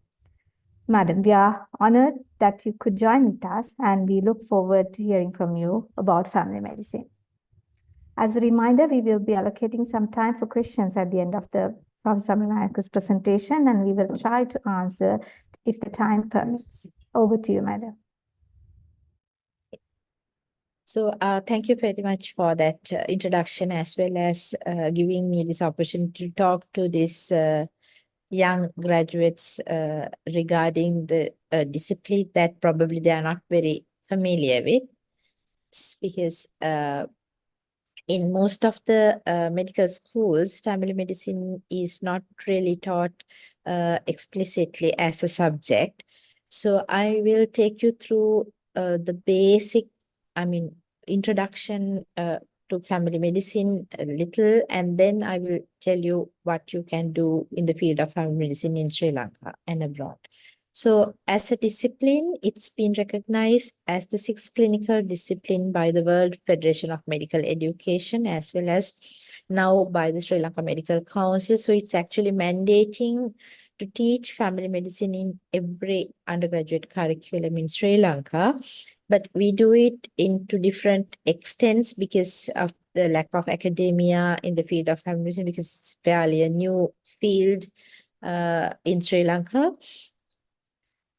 In most of the developed countries, family medicine is the foundation of the healthcare system. Actually, it serves as a gatekeeper in the health system, where it prevents limit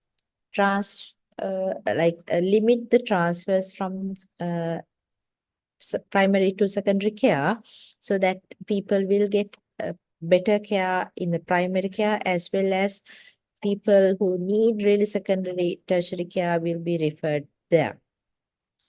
And the beauty of family medicine is actually the involvement with our patients over a long period of time.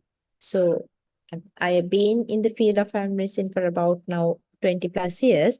So the children I cared during their intrauterine life are now coming with their babies in their uterus. So it's a really satisfying experience, like to go a long way with our patients and their families, because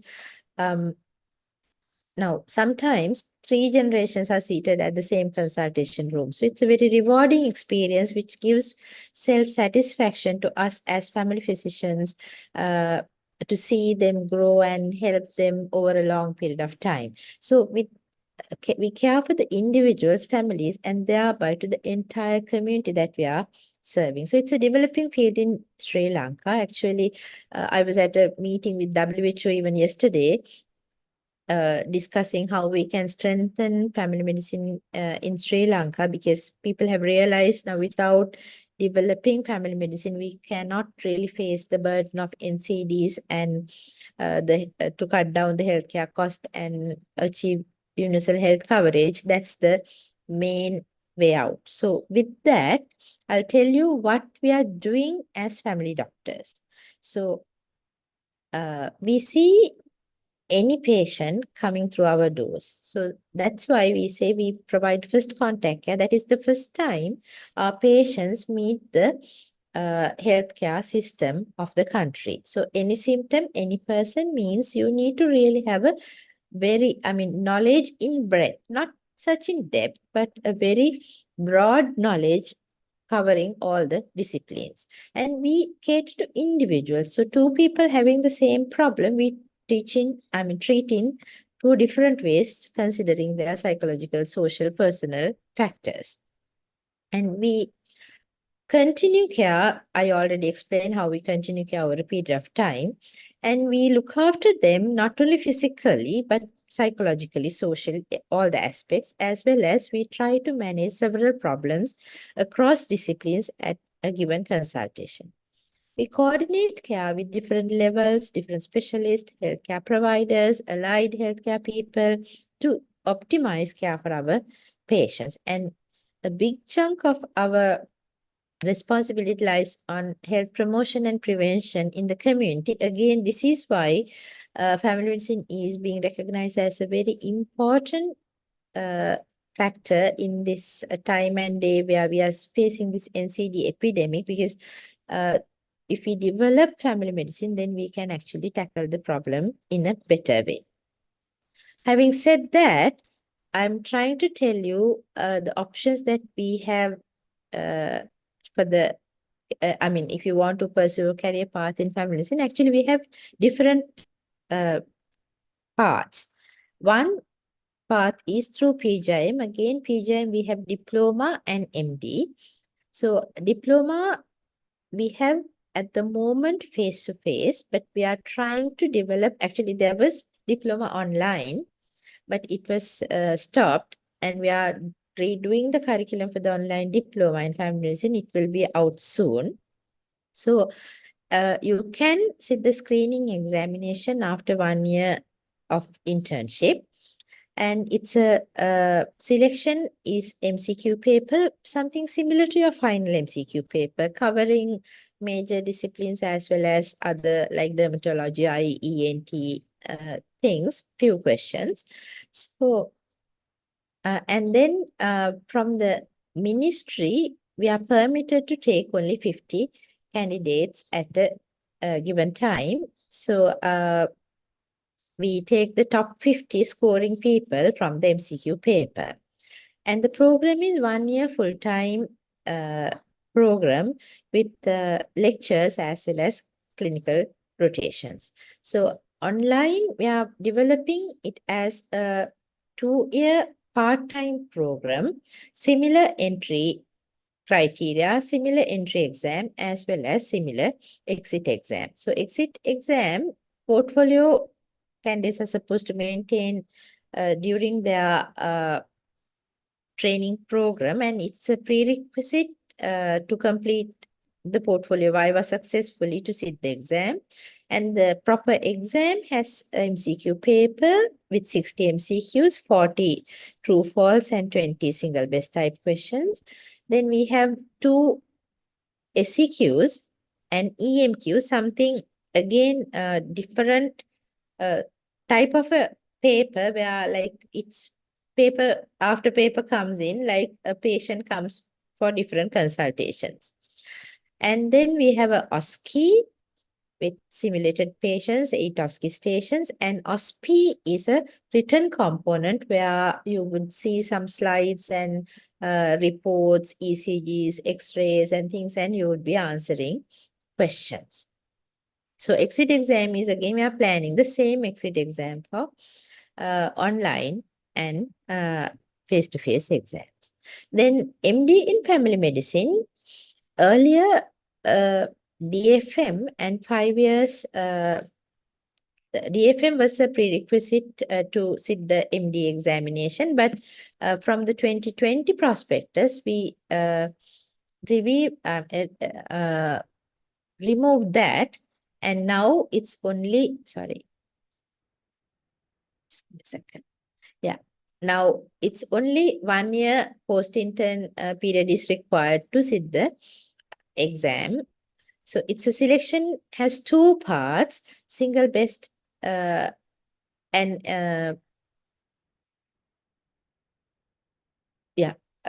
single best and MTF both are there actually for the screening paper. And we have OSCE exam for the people who are successful at the MCQ paper. So MCQ paper, again, something similar to DFM selection, but little advanced questions, but covering, almost all the disciplines. And whoever who scores more than 50% from the MCQ paper are eligible to sit the OSCE. So top 15 people will be taken from the Ministry of Health. In addition to that, we recruit university academics, armed forces, private candidates, if they are getting the cutoff, marks above the cutoff level of the 15th person from the Ministry of Health. Program is totally, duration is 5 years, 3 years pre-MD and 2 years post-MD. So during this pre-MD period, you will be doing rotations in family medicine field as well as clinical fields covering almost all the disciplines, including JM appointments, sports medicine, emergency medicine, cardiology, rheumatology. So basically, even in dentistry. So we are going to give overall picture. So you can, again, one good thing of becoming a family doctor is actually you can treat anybody, like your family, who asks any question from you, you have something to tell about their health problem because you are being taught across the entire field of medicine. And then exit exam, again, you will be maintaining a portfolio during the training period and you have to successfully complete that. 50 MCQs, single best type will be there for the exit exam, and then SEQ paper has theoretical family medicine as well as clinical based questions. Then there is an OSCE as well as 2 long cases. So again, we adopt a closed marking system, but people who are successful at the exit examination will proceed to the post-MD training, which is 2 years, 1 year local and 1 year overseas. And you are supposed to complete a research dissertation as a prerequisite for the board certification during the pre-MD and post-MD period, but you start preparation work or proposal writing and ERC, everything before the MD examination and complete the research and hand over the dissertation during the post-MD period. So after the overseas training and submitting the portfolio, completing it successfully, that is post-MD portfolio, the trainees will be board certified as a specialist in family medicine. Now, the College of General Practitioners of Sri Lanka, again, offers equivalent to diploma level, like a 30 credit program for the interested people. It's again 2 years part-time, but its lectures are mostly, almost all lectures are face-to-face. Not like, DFM, we are trying to have mostly online modules like things, but here it's face-to-face lectures during Sundays, and some clinical rotations are being included into the program. Again, it also has MCQ, SEQ, and OSCE for the exit exam, and you will be eligible to get the MCGP qualification. And after a period of time with certain other additions, a person would be able to get the FCGP, that is Fellow of the College of General Practitioners Sri Lanka qualification. Then there's another very popular path now, that is MRCGP, South Asia examination organized by the MRCGP South Asia Board. Actually, I'm involved in the MRCGP exam as well. I was the OSCE exam convener for the MRCGP exam for 6 years, and now I am in the OSCE core group. So MRCGP needs you to either have 2 years structured family medicine training with proof, or 1 year training with 2 years clinical experience as a primary care provider. Or if you have no structured training in primary care, family medicine or primary care, 5 years clinical experience, in which 3 years has to be in related to family medicine, or you should be able to at least show that you have been practicing after hours, like 40 hours a week minimum, as a primary care provider. Here, there's no training program involved. So examination again has two components, that is AKT or single base type MCQ paper and OSCE examination. So you will get the qualification of MRCGP South Asia International awarded by the Royal College of General Practitioners UK. So you will be an international member, and then you can proceed to become international fellow of the Royal College of General Practitioners UK. Now, actually, this is being recognized by the Royal Australian College of General Practitioners, that is RACGP, as partially comparable qualification, so that without AMC examination, one can enter to practice as a GP in Australia at a level 3 practice. So after a few, I think 6 months training, you can sit the FRACGP examination and become a registered general practitioner in Australia. And now they have opened it up for the MD also, but you need to have MD and the board certification. So we're actually at the moment negotiating with the RACGP UK to make it to make pre-board certification, that is just after MD examination, to make them eligible to go and practice in Australia. So the career opportunities I am to tell about the diploma level qualification. So GPs in the private sector, medical officers in the OPD private sector, they have a very good demand. And job opportunities, as I said, with MRCGP mainly.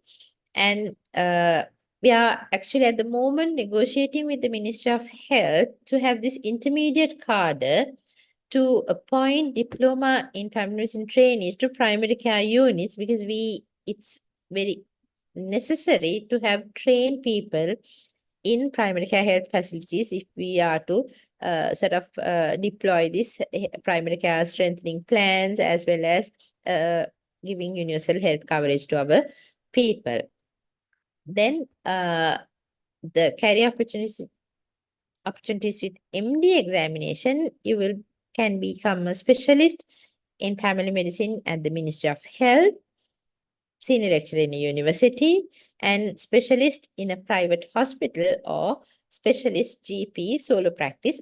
Again, very lucrative, because I mean, the people who are having GP practices have very good income. Actually, the full-time GPs, even without MD, even with diploma, they are doing really, really well. So this is probably a good opportunity for people who want to sort of enjoy your work, earn, as well as to be satisfied about your job, what you do to your patients, because we are producing caring, compassionate, and dedicated doctors. So with your service, you can be really a satisfied person. So we would like to welcome all of you, or many of you, to the field of family medicine, because that is up and coming field in the country. Very good future. So you can take up a career path in family medicine. Good luck. Thank you. Thank you very much, Professor Shamali Samaranayake, for that very informative presentation. If anybody has questions, please put them in the Q&A, and Prof. Shamali will be available to answer you.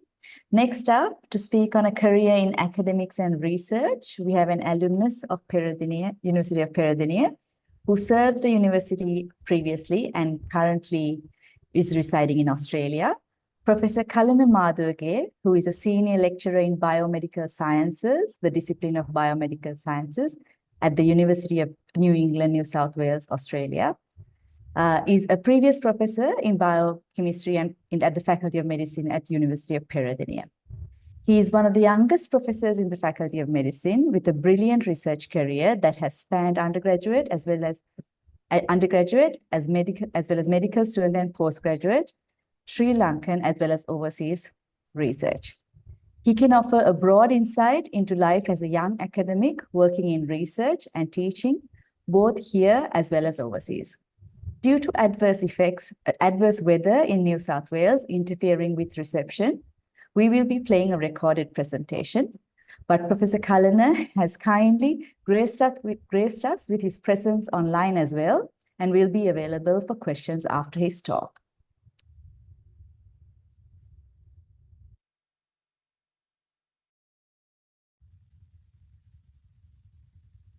Right.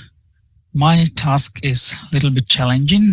I have to inspire you to become an academic or a researcher in a university. And this is quite different to a career continuing as a clinician or as a medical doctor.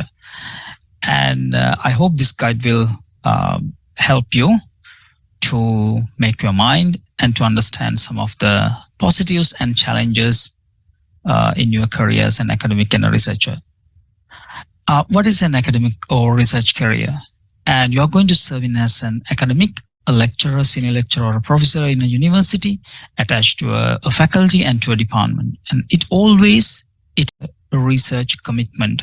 And sometimes you may have administrative responsibilities as well as a dean or the head of the school, head of the department. And your main responsibility will be a teaching role to medical undergraduates or a registrar or a postgraduate trainer. And during that period, you have to teach methodologies, strategies, inventions relating to the medical education. And while you are providing the medical education to the students, you have to improve and enhance the understanding of medical education strategies. And as a basic requirement, you have to complete at least a research degree, a 2 years full-time master's degree, or 3 years full-time PhD degree by research. That is a minimum requirement to become an academic, and that is important for the confirmation of the academic position. And you will have 8 years to complete MPhil or a PhD when you become an academic. And in addition to that, you have to understand and knowledgeable and skillful about research methodologies, designing, data collection, implementation, writing, and presentation. Not only that, you have to play a pivotal role as a supervisor to a future research students. That's also part of your responsibility. And you have to frequently update the knowledge and the skills in your field, and it will be a very satisfying feeling and fulfilling feeling when you know in and out about your interested field. And you will contribute significantly to the field, and you will have the opportunity to widen the horizon of your knowledge and skills to the particular field. And your practicability, your application will be related to a broader community, sometimes the whole nation, and sometimes to the whole humanity. And it is challenging, it is unique, but it is always rewarding and satisfying. What will you gain as an academic or a researcher? And definitely you can continue a career in a university in a different level of academic ladder, and you will have a very high level of reputation as a great teacher from the students and the peer staff. And you will come across various steps of your promotions from lecturer, senior lecturer to a professor, and you will be eligible for education fellowships and teaching awards. And you can continue your you can contribute to the medical science by doing breakthrough findings. Sometimes one small finding can change the entire management guidelines, and that will save the life of the hundreds and thousands of people. And you will be able to publish your research in research publication, then you will be reputed in scientific community as a reputed researcher. Then you will be eligible for research awards and fellowships, and you will be invited for speeches, oration, workshops in national and international conferences. And you have the opportunity to do invention and innovations. And sometimes, if you are really lucky, you can have some patents, and you will have the opportunity to disseminate your research finding to the industrial community, as well as for commercializing your findings to the wider community. When can you enter to an academic or research career? There's no designated time. You can enter to the academia or research careers anytime. Soon after finishing your internship as a junior lecturer, you can join to the department, but your undergraduate performance are critically evaluated if you are going to join as a junior lecturer after internship, because only qualification you are having the undergraduate MBBS degree. And while you are completing your postgraduate training, like as a pre-registrar or senior registrar, you can join to a university, as well as after completing your clinical PGs and when you become your board certified clinician, then again you can have the opportunity to join to a clinical department or preclinical department if you are interested in. The issue is, like, you can join to a preclinical, paraclinical, or clinical disciplines in the various any time of your career as a clinician or as a medical doctor, but the timing of the application is very important. These applications are limited in the medical faculties and other universities. Therefore, you have to be attention about the time available of all these vacancies, and these vacancies will open after many years. Maybe one vacancy will open after many years of the time. Therefore, you have to keep your attention about these vacancies and apply. And then if you are lucky, and you will be shortlisted and invited for the interview, and then you will be successful. What do you have to become an academic or a researcher? What you should be equipped with? If you are inspired and passionate on teaching and research, you have the first and the most important eligibility to become an academic or a researcher. And if you have an inquiring mind, open-minded mind, and a courage to take risk and test what you believe in your research, that's the number 2 eligibility criteria to become a successful academic or a researcher. And if you have a good undergraduate performance, that's definitely added value. And if you have at least few abstract and publication and research experience, that will be highly value at the shortlisting and interview process. And when you select to the academia, the most important fact which drive into a highest position in academia is your commitment. If you are a committed and inspired and passionate person on teaching and research, you have all the qualification to become an academic or a researcher. And you have to know about few survival strategies, because it's a wide community with a different kind of attitude, different kind of knowledge and high level of skills. And different people have different mindsets and psychologies when you are working in academia and research. Therefore, you have to collaborate with your peer academics, peer research. Therefore, if some of the survival strategies need to be pioneered to become a successful academic, especially in Sri Lanka. Say yes to every opportunity you are going to have. If you are in the junior academic career, if you have the opportunity to do a presentation, to do a research talk or something, say yes and get the others help and prepare and get them take that opportunity. Say yes to your every opportunity if you are going to become academic, because academic career is unique to a person. It's different to one person to another person, unlike in routine clinical career as a doctor or a clinician in a hospital. Therefore, you have to find your own way to thrive.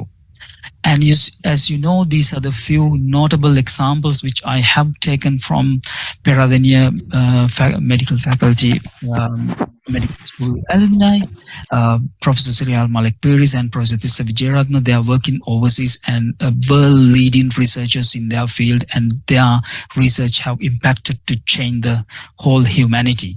And then Professor Nimal Senanayake, Professor Sam Kularatne, and Professor Indika Gauramana, they are they served and they are still serving to the faculty, and they have done an immense research and teaching contribution to the nation, not only the nation, to the whole international community. These are the few classic examples. There are hundreds and hundreds of such examples I can collect, but these key people, these notable people, provide a classic example to a successful academic and a research career. And I will compare and contrast academic and research career in Sri Lanka to overseas. There are many positives to become academic and research in Sri Lanka. It's a great way to serve back to our mother nation.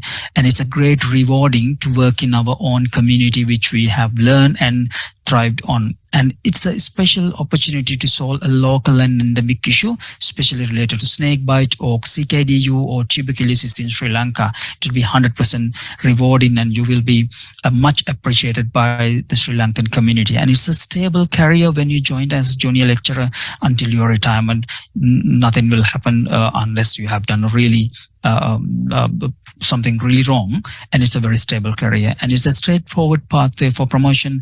With the time, if you work in a really reasonable ground, the senior lecturer will become a senior lecturer, and then you're eligible to become a professorship. And its work flexibility is very much, and you will have a good social and work environment support because you are with your parents and grandparents and with the community support, and you can have a good life-work balance if you are in Sri Lanka. But what are the challenges working in academia and research in Sri Lanka? Funding for research is a main problem, and finding good and knowledgeable and skillful supervisors will be a problem. Research infrastructure is really challenging, and lack of motivation and innovation and research ideas discussion is really, really lacking in Sri Lanka. You will find one person in the whole faculty to discuss your motivation behind your invention and research. That was the main problem which I found in Paediatrics. And there are some issues about the personal favoration and authoritative hindrance, also a major problem to academic and research career in Sri Lanka. While you are approving your grants, permits, study leave and recommendations, sometimes a very few personalities might hinder your progression. Please keep that in your mind as well. This is common to every sector, every profession. But I experience a certain level of these issues going around while working in Sri Lankan setup. And limits of finance may be one other problem in Sri Lanka, and unsecure stability of the future, considering your own family, all children, and all you are all set up regarding the current crisis and limitations circulating in the country. On the other hand, if you have an opportunity to work in overseas and as academic and a researcher, what are the positives? It's a great research culture, and support is always around when you are working in a overseas medical faculty or in a university. And you will have a really high level of motivation for academia and teaching excellence, as well as research environment. If you work well, support is nearby always. And funding, supervision, infrastructure is great. And if you are a passionate and inspired and dedicated academic and researcher, sky is the limit. You will have no limit for your career. And the future is stable, considering your children and your future family, because you will be, most of the time, you will be settled in a Western hemisphere with a good support and good finance background. And you can support Sri Lanka in many ways when you establish in academic and research career in overseas. You can pay it back by sending some money to the country, supervising some Sri Lankan students, continuing your teaching and skill propagation and transmission to Sri Lankan students and institutes. What are the challenges that you are going to face when you are working in overseas? It's not easy to find a stable, continuous, full-time, permanent position. It's very challenging, especially for non-residents or non-citizen in those countries. It's not easy to find a stable position. But if you find, that will be really, really good, and you have done 80% of the thing. You may have to step back and restart a new career in other country when you are working in overseas. Sometimes you can't find the same position like a lecturer or a senior lecturer or a professorship straight away in the other countries as you are in Sri Lanka. And stress is higher. You have to work on timelines, key performance indicators, number of publications, lack of flexibility. All this stress is a major factor when you are working in overseas. Basically, you have to work. If you are going to work in overseas, you have to work on their demands.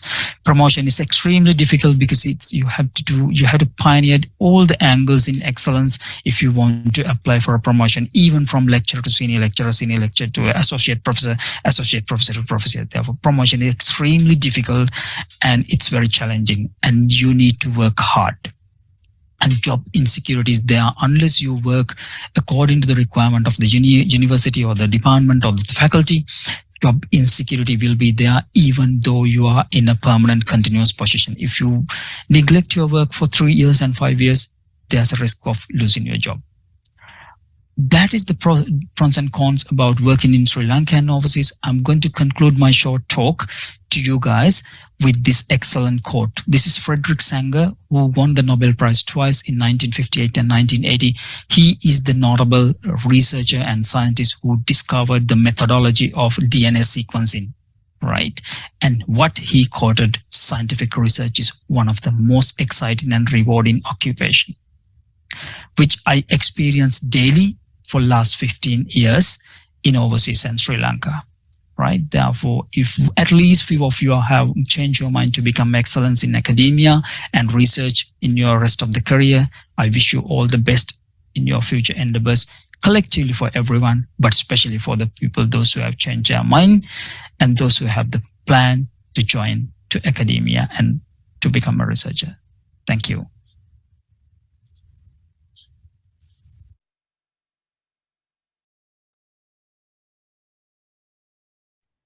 Thank you, Professor Halna, for your excellent presentation and for sharing your insights with us today.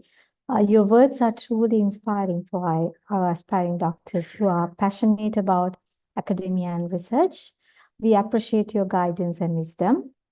Professor Kalan Maduge is joining online for the Q&A session with us. So if you have any questions, you can post it in the Q&A section in the available Q&A section, so he will be able to answer the questions. So we'll move on to the next talk. This is about realities of working overseas in United Kingdom. And the speech is by from Dr. Ashan Gunaratna, a consultant interventional cardiologist and honorary assistant professor at Nottingham University Hospital, NHS Trust in the United Kingdom. He is the clinical lead for the left atrial appendage occlusion services and the current president at the PeMSAA UK chapter. Dr. Gunaratna attained his MBBS in Sri Lanka, completed his specialty training in the UK and obtained an MD from University of Birmingham. He serves as the clinical lead for the undergraduate cardiology teaching program and is the course director for the Introduction to Cardiac Structural Interventional Cardiology course. He has been a committee member for many training institutions in the UK, including MRCP examination.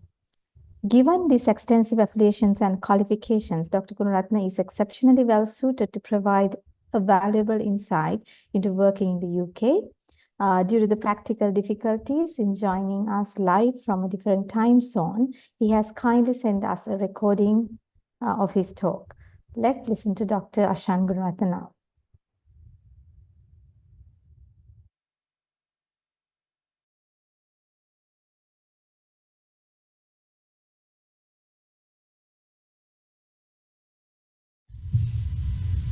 If you are completed your medical degree, there are different avenues that you can choose to come to UK and work as a doctor. As illustrated by this slide, you could complete your postgraduate education in Sri Lanka, then come to UK. Of course, you can straight away after your MBBS degree come to UK, but that depends on your ambitions, planning, visa, opportunities, your finance status, health, family, and the exams that you want to do, and the possibilities of training options. The other option is to join a university in Sri Lanka, and then you come to UK through an academic route to do a postgraduate research degree such as a PhD. It seems straightforward, but depending on the individuals and individual circumstances, this journey could take a long time and different path. But I think the important thing is that you want to decide what do you want in at least 10 to 15 years time and do planning. So if you are coming to UK as a clinician, you would eventually join National Health Service. This is the largest employer in the world, engaging about 1 million people or patients treated every 36 hours. It employs about 1 million people and it spends billions of money. Similar to Sri Lanka, the health service is free to UK citizens.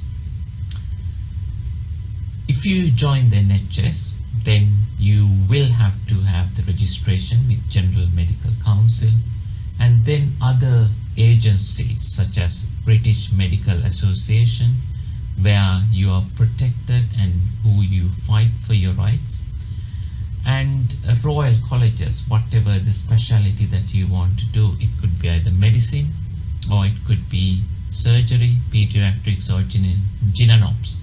If you are in a training pathway, then you will have to register with these royal colleges and then follow their guidelines and the training board pathways. Of course, it is natural that you start at somewhere and start your process, but at the end you will have to have all these components aligned together in 1 to 2 years. All the money that you earn in the UK, you have to pay a tax. That tax percentage for a consultant could be up to about 40%. So these are the routes that you could get. You could do an examination called PLAB, which I will explain in the next slide, and your English proficiency exam called IELTS. And then you need to apply for General Medical Council for registration. In parallel, you need to obtain a visa. The visa could be a general immigration visa that you are coming as a spouse, or it could be a job offer, or it could be for education, such as doing a research degree. To secure an NHS job, depending on the level, you will have to have other additional qualifications. In current climate, securing a junior level NHS job is not extremely difficult, as there is a big demand, but there are certain specialties it still remains extremely competitive. So the PLAB test is called Professional and Linguistic Assessment Board Test. There are 2 parts for it, PLAB 1 and PLAB 2. You might have already started this process. Part 1 is a MCQ examination, which evaluate your knowledge in all 4 basic specialties. Part 2 is a OSCE examination. I think you can do this in Sri Lanka or India now, or I'm not certain, but definitely there are many centers and many dates you can sit for this exam in UK. IELTS, it can be taken in Sri Lanka at any time. You need to get a score of 7 if you want to practice in the UK. So I have put some website address if you want to get further information. So if you look at the visa system, you can come as a general public according according to the immigration rules. It's a point-based system and you need to have a sponsorship. But if you are coming as a doctor to work in the UK, that most of you will do, you could come under Tier 2 visa, which was now known as Health and Care Visa. You have to have good English proficiency as demonstrated by the IELTS examination, and then you will need to have a degree, MBBS degree from a recognized university. So Paediatrics is one of the universities recognized by the UK. So with this route, you will have to do club examination, and then you are eligible to apply for a NHS UK job using NHS jobs website, but it is through a competitive process. The other option is medical training initiative, that where UK system allows the postgraduate doctors to come to UK and do non-training jobs for about 2 to 5 years duration, but then you will have to go back to your own country. So I have got 2 trainees who come from Sri Lanka at present after their postgraduate examinations. So eventually they will have to return to Sri Lanka, but unless they change their visa status.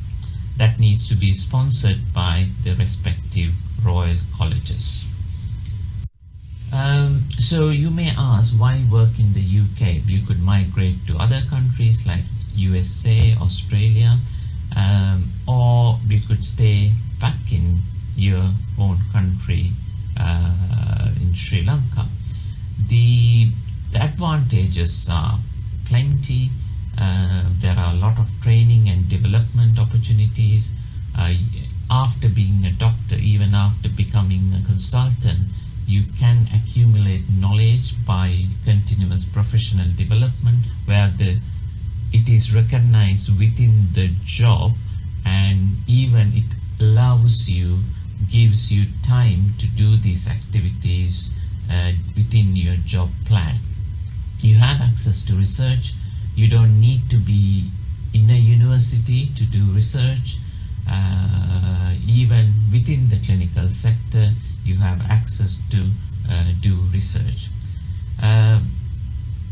Salaries are less attractive compared to America and Australia, but in balance, you can have a good, reasonable life.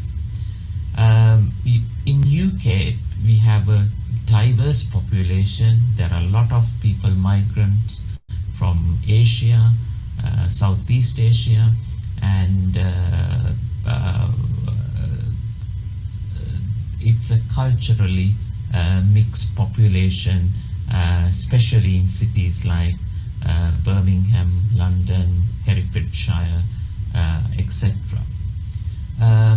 And also, if you think of your next generation, it would allow your children to have a good education system, good transport system, so you don't waste much time in the roads.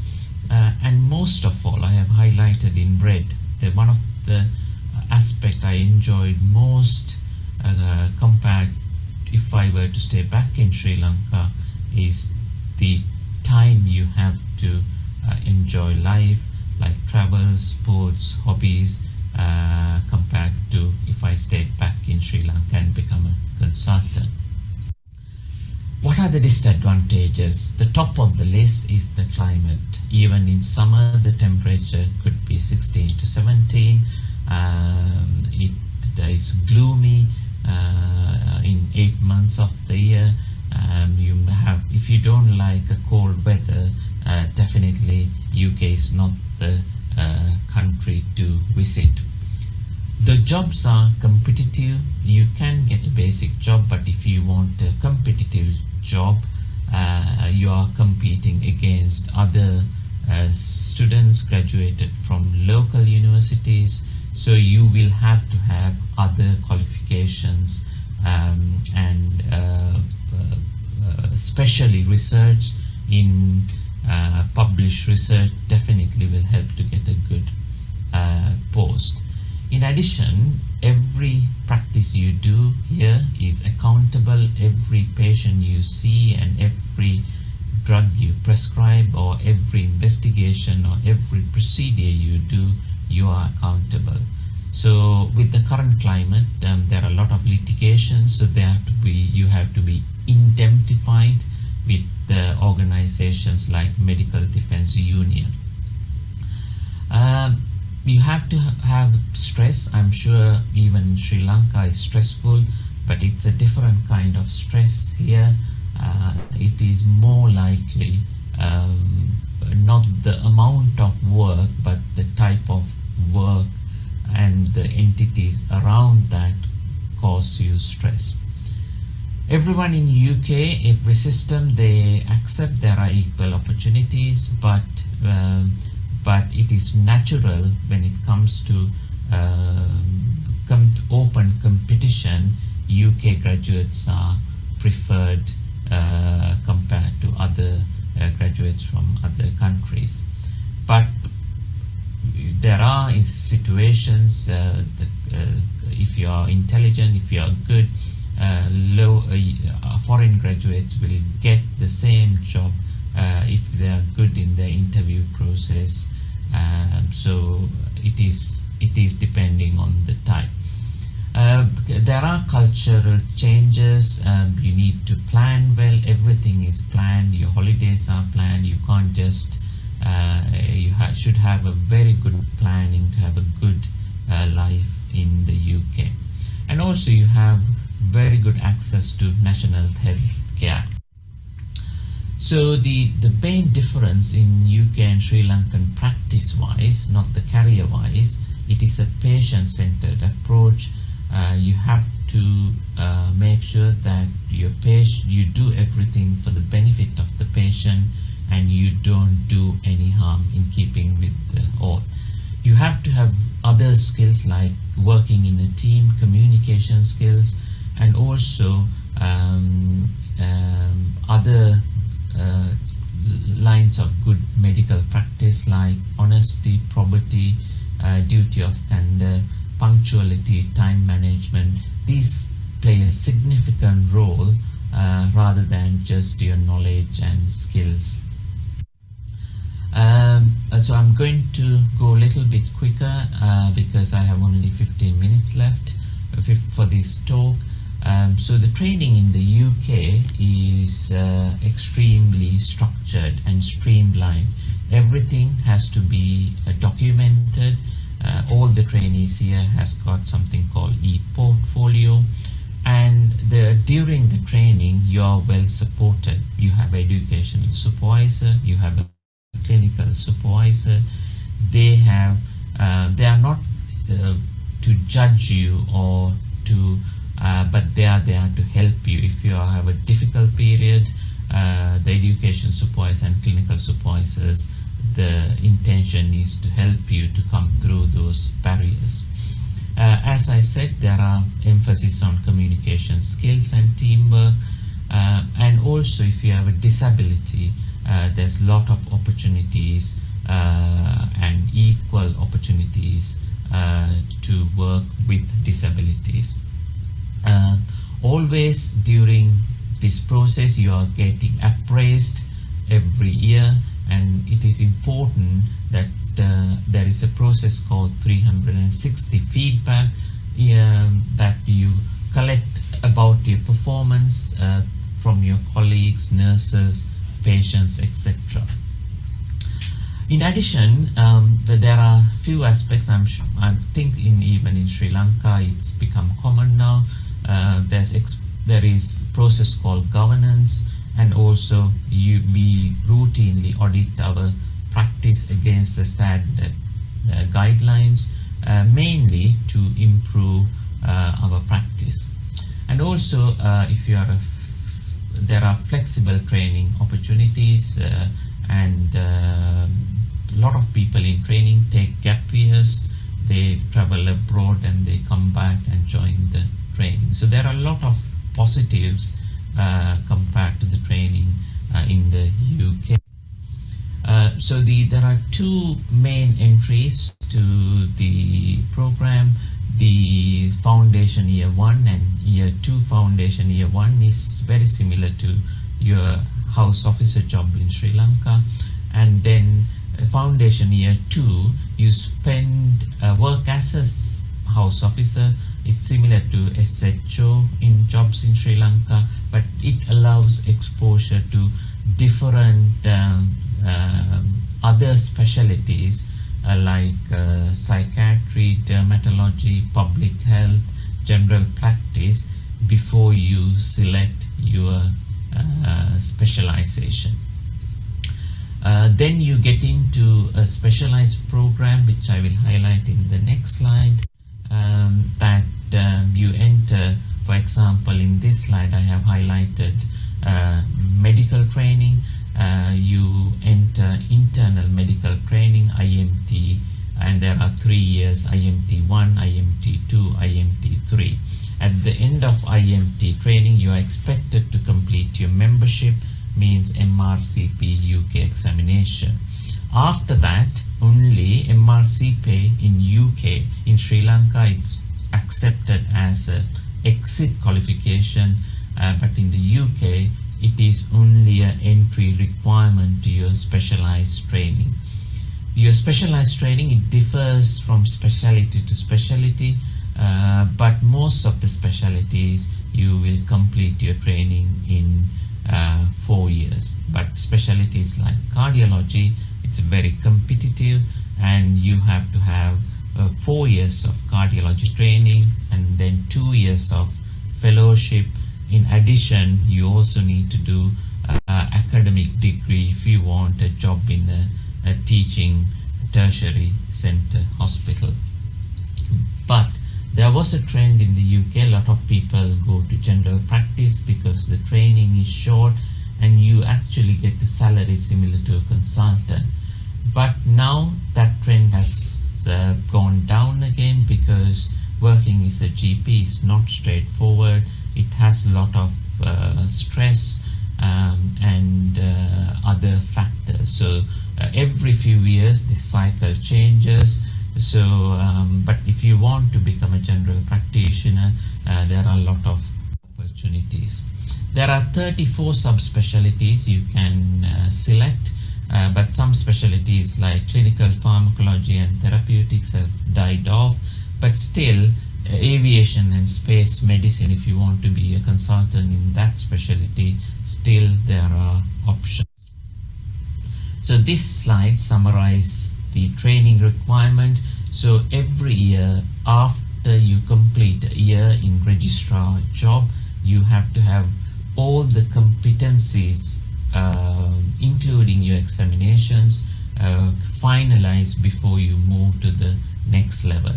So it is not difficult if you're organized, but it doesn't not merely based on your clinical skills. There are a lot of other evidence that you need to collect, which are called case-based,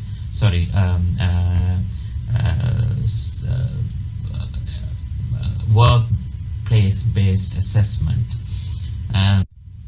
So after that, you will obtain your CCT, completion of training. Then you can apply for jobs competitively. So you can apply anywhere in the UK, including Wales and Scotland, and any number of people can apply. So there is no run through to a consultant job after you finish your training. After finish your training, you have to apply for a job, and that particular hospital will interview about 6-8 candidates out of maybe 20 applicants, and then they will select the best person which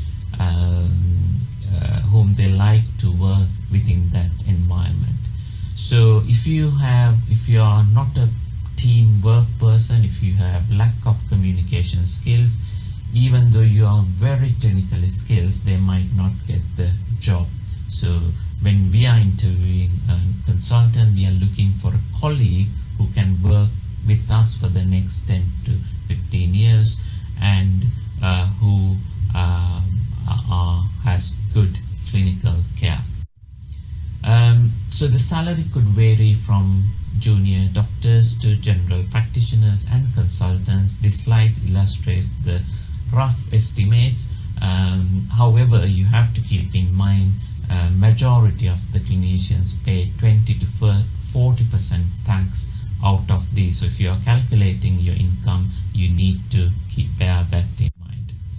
So in summary, you need to do your PLAB IELTS, and then you will need to do your membership examination or a research degree, and then if you want to do a training job, and then you can become a consultant. If not, you can join the academic sector and become a researcher, or you can continue to do a non-training job, but you will not end up as a consultant, but you will be a non-training job. There are a lot of information in the website compared to the time I came to UK. And this is a good book which summarizes the working in the National Health Service. So I think in summary, be proud of being a Paediatrics graduate. You are more than qualified and trained enough to work anywhere in the world. But aim high, be prepared, challenge yourself, take risks. So then the sky is the limit. But remember, don't just be career-minded, enjoy life during your younger years. Good luck. If you have any questions, please submit to PeMSAA Sri Lanka, and I'm more than happy to answer any questions. Thank you.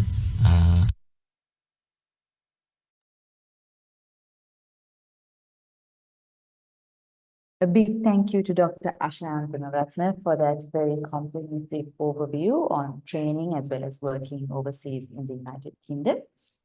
Next up, we have our next presentation, which is on realities of working overseas in Australia. It is a recorded presentation by Dr. Dhananjaya Dissanayake, who is a consultant general practitioner in Perth, Australia. He is a proud alumnus of the University of Peradeniya, who decided to pursue a career as a general practitioner in Australia many years ago. He is an active member of the PeMSAA Australia chapter. Dr. Dhananjaya has shared a recording of his presentation, which we will be airing right now.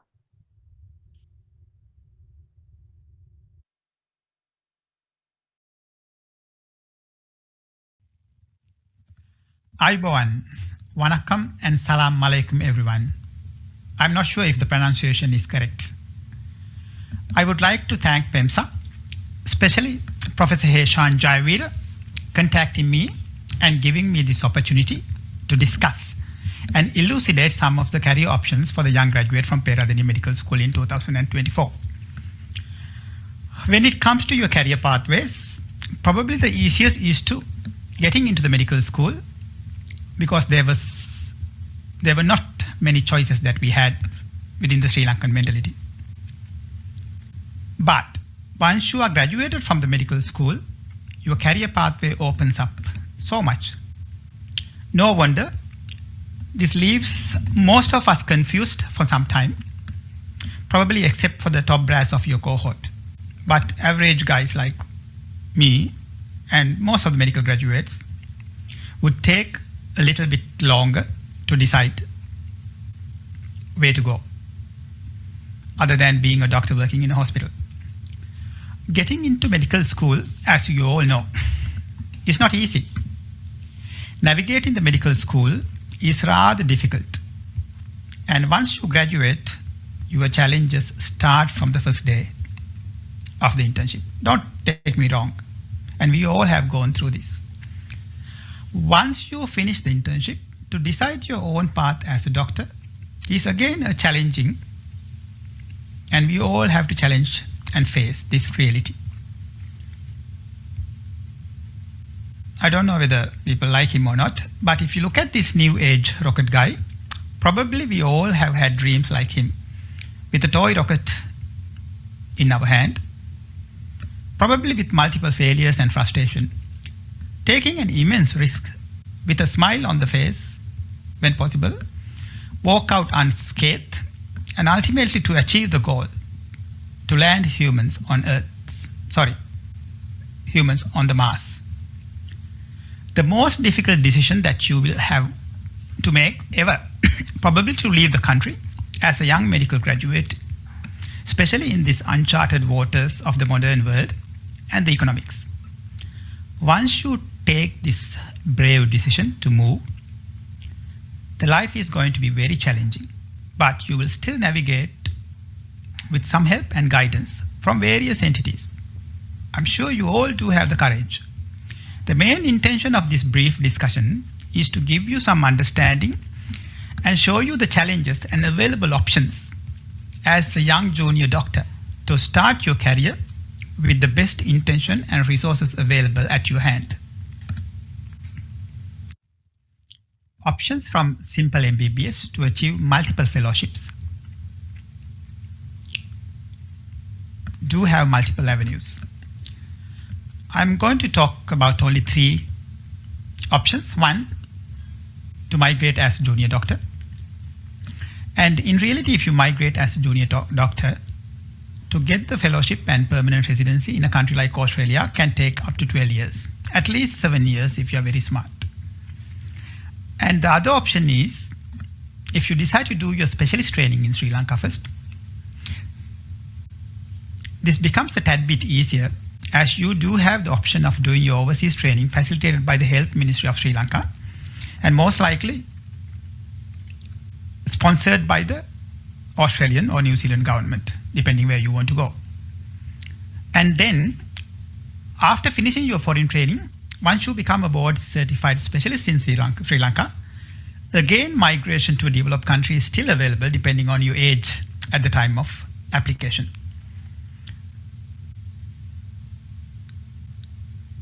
The third option is probably getting into an academic career through probably one of your universities, and then getting into a PhD in an Australian university as an academic. Lots of my friends have done it, and the academic career itself can take up to 7 years to achieve your PhD, and then afterwards the permanent residency in Australia. Briefly, I would like to talk about healthcare system in Australia.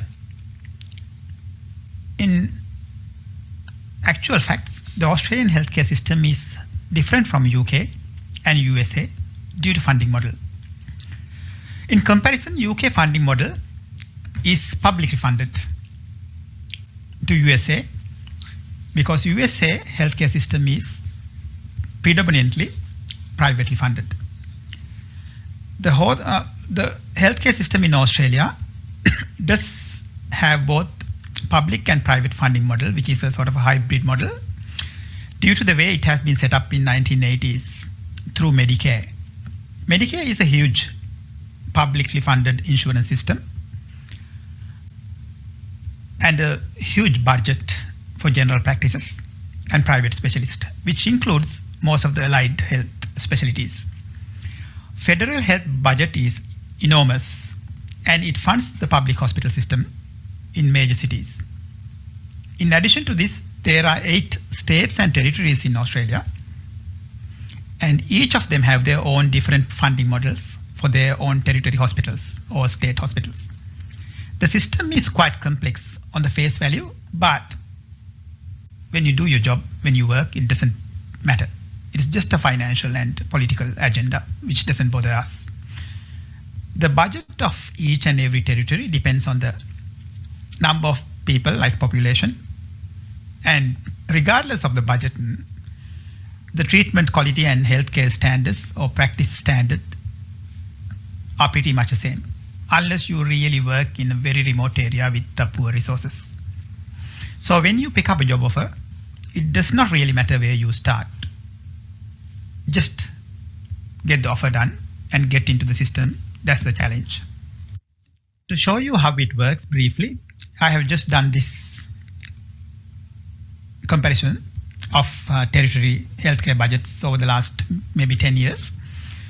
And as you know, it can be quite different in each and every state. And when you have a bit of time, just have a look at before you deciding where to go if you're interested. Again, the medical legal system in Australia is complex and varies depending on the place where you work. Basically, in any scenario, you will be employed by a state employer. The registration body has been APRA, which is called Australian Health Practitioner Regulation Agency, over the last 10 years.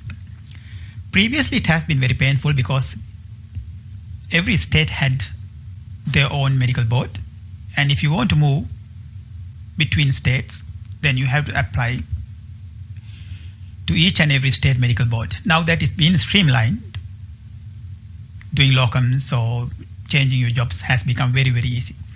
And at the same time, most of the people will end up having an open visa to migrate to Australia rather than having a specific location visa with some restrictions. But it all depends on your job offer and what you sign for. But regardless, it doesn't matter. Getting the first job in Australia is the challenge. And if you get that job offer, regardless where you are, what you have to sign off, just sign your life away. The medical career ladder is similar to any other country and usually start from the residency for 2 to 4 years, and then you do have the option of becoming a trainee registrar or a service registrar. A trainee registrar is a registrar who has been included or accepted by the college, and the training period can be up to 4 or 5 years depending on the specialty. Once you finish your trainee registrar period, you will be invited to apply for a senior registrar job. And senior registrar training period can be 1 to 2 years depending on the specialty. And then once you finish your senior registrar period, you will be accepted to the fellowship. For the completeness sake, I would try to briefly discuss the exam ladder. We have been doing exams since age 12 in Sri Lanka. And exams has become really a part of our life. And you would be doing exams until you are 45 years old, unfortunately. Depending on the specialty, in Australia, most of the exams, when it comes to the specialties, are not that difficult. If you look at the basic physician training, it has only got an entry exam, which is not an easy exam, but at the end of the day, it is a one exam. Once you get to the basic physician training, you will be graduating as a specialist some point of time. And if you look at the general practice college, it doesn't have an entry exam. The doctor gets registered as a GP in somewhere in Australia and then get into the training, and you can finish your full training of GP registrar within 4 years of your internship. The surgical colleges work differently, and they do have both entry and exit exams, and some of the training colleges are very hard to break into, and the requirements are very, very high and competitive. And most of the time, the training requirements are stipulated by the governing college.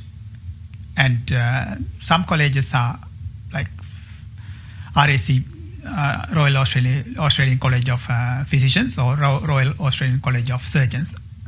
But most of the specialist college like ophthalmology, ENT or dermatology has got their own colleges. And that includes anesthesia, ICU and emergency. And even the general practice is a specialist college on its own. And most of the time, lots of people would do a dual fellowship, especially when they do basic physician training.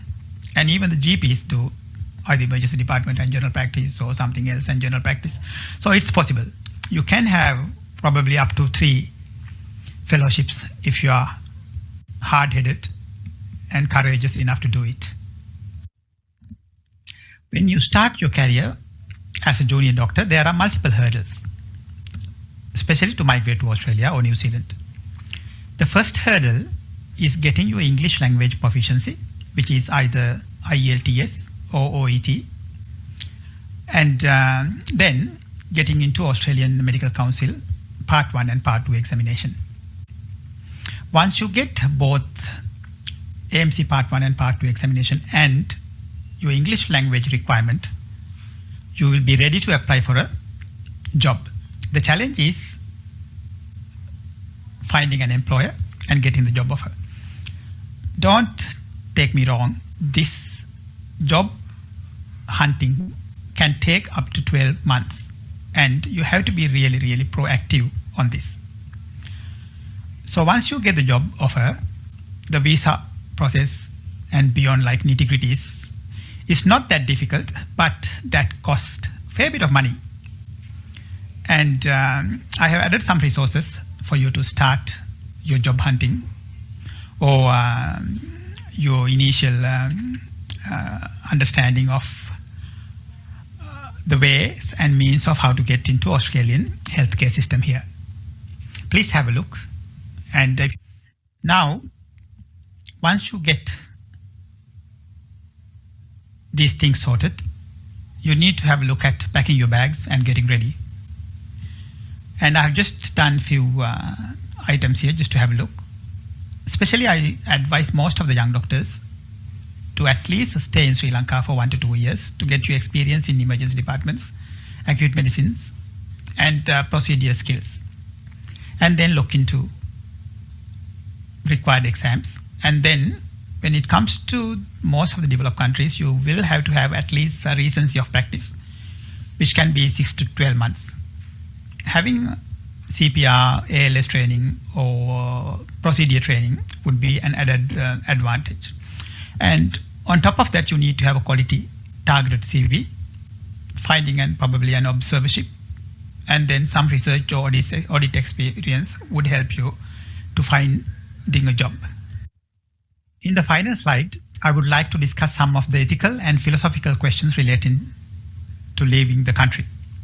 Leaving the country is a decision or choice that you have to make yourself, and then prepare yourself mentally and financially. You will need to have a plan, and you have to be focused with some financial capability.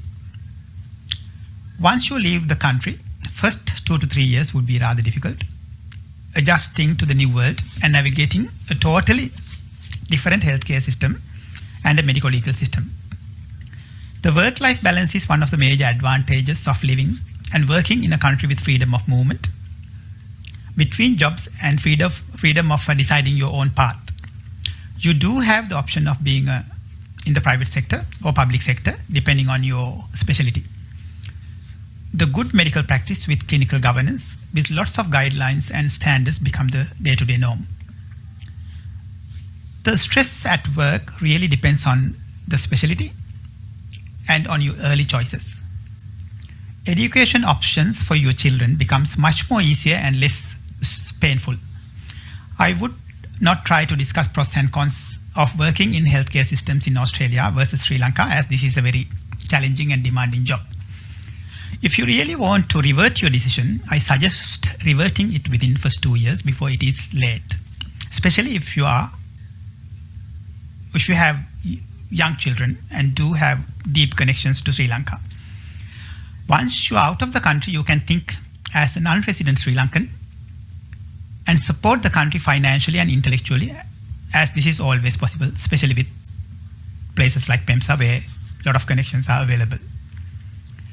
And regardless of the difficulties that we faced as young doctors and Sri Lankans, most of us would have brilliant careers and multiple options in your future. Main thing is to challenge yourself, make decisions early, and then while doing all this, enjoy the life. Good luck everyone, and thank you. And if you got any questions, just drop us an email and I'll be more than happy to reply back to you when possible. Thank you very much again.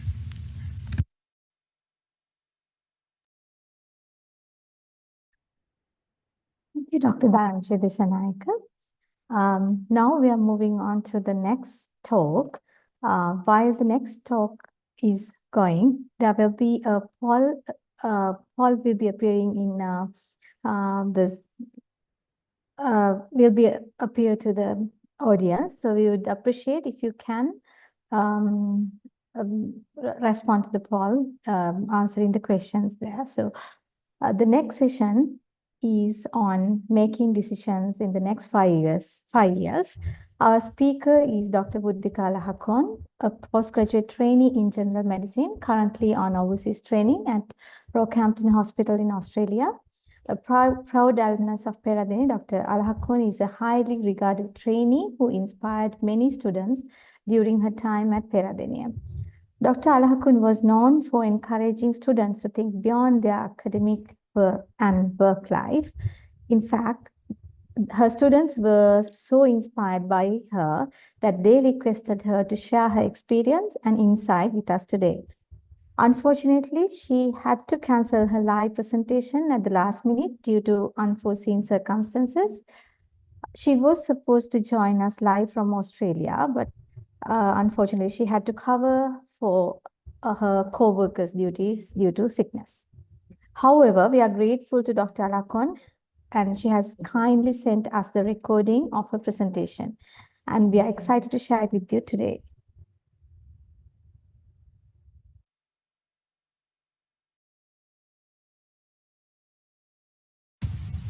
Good evening.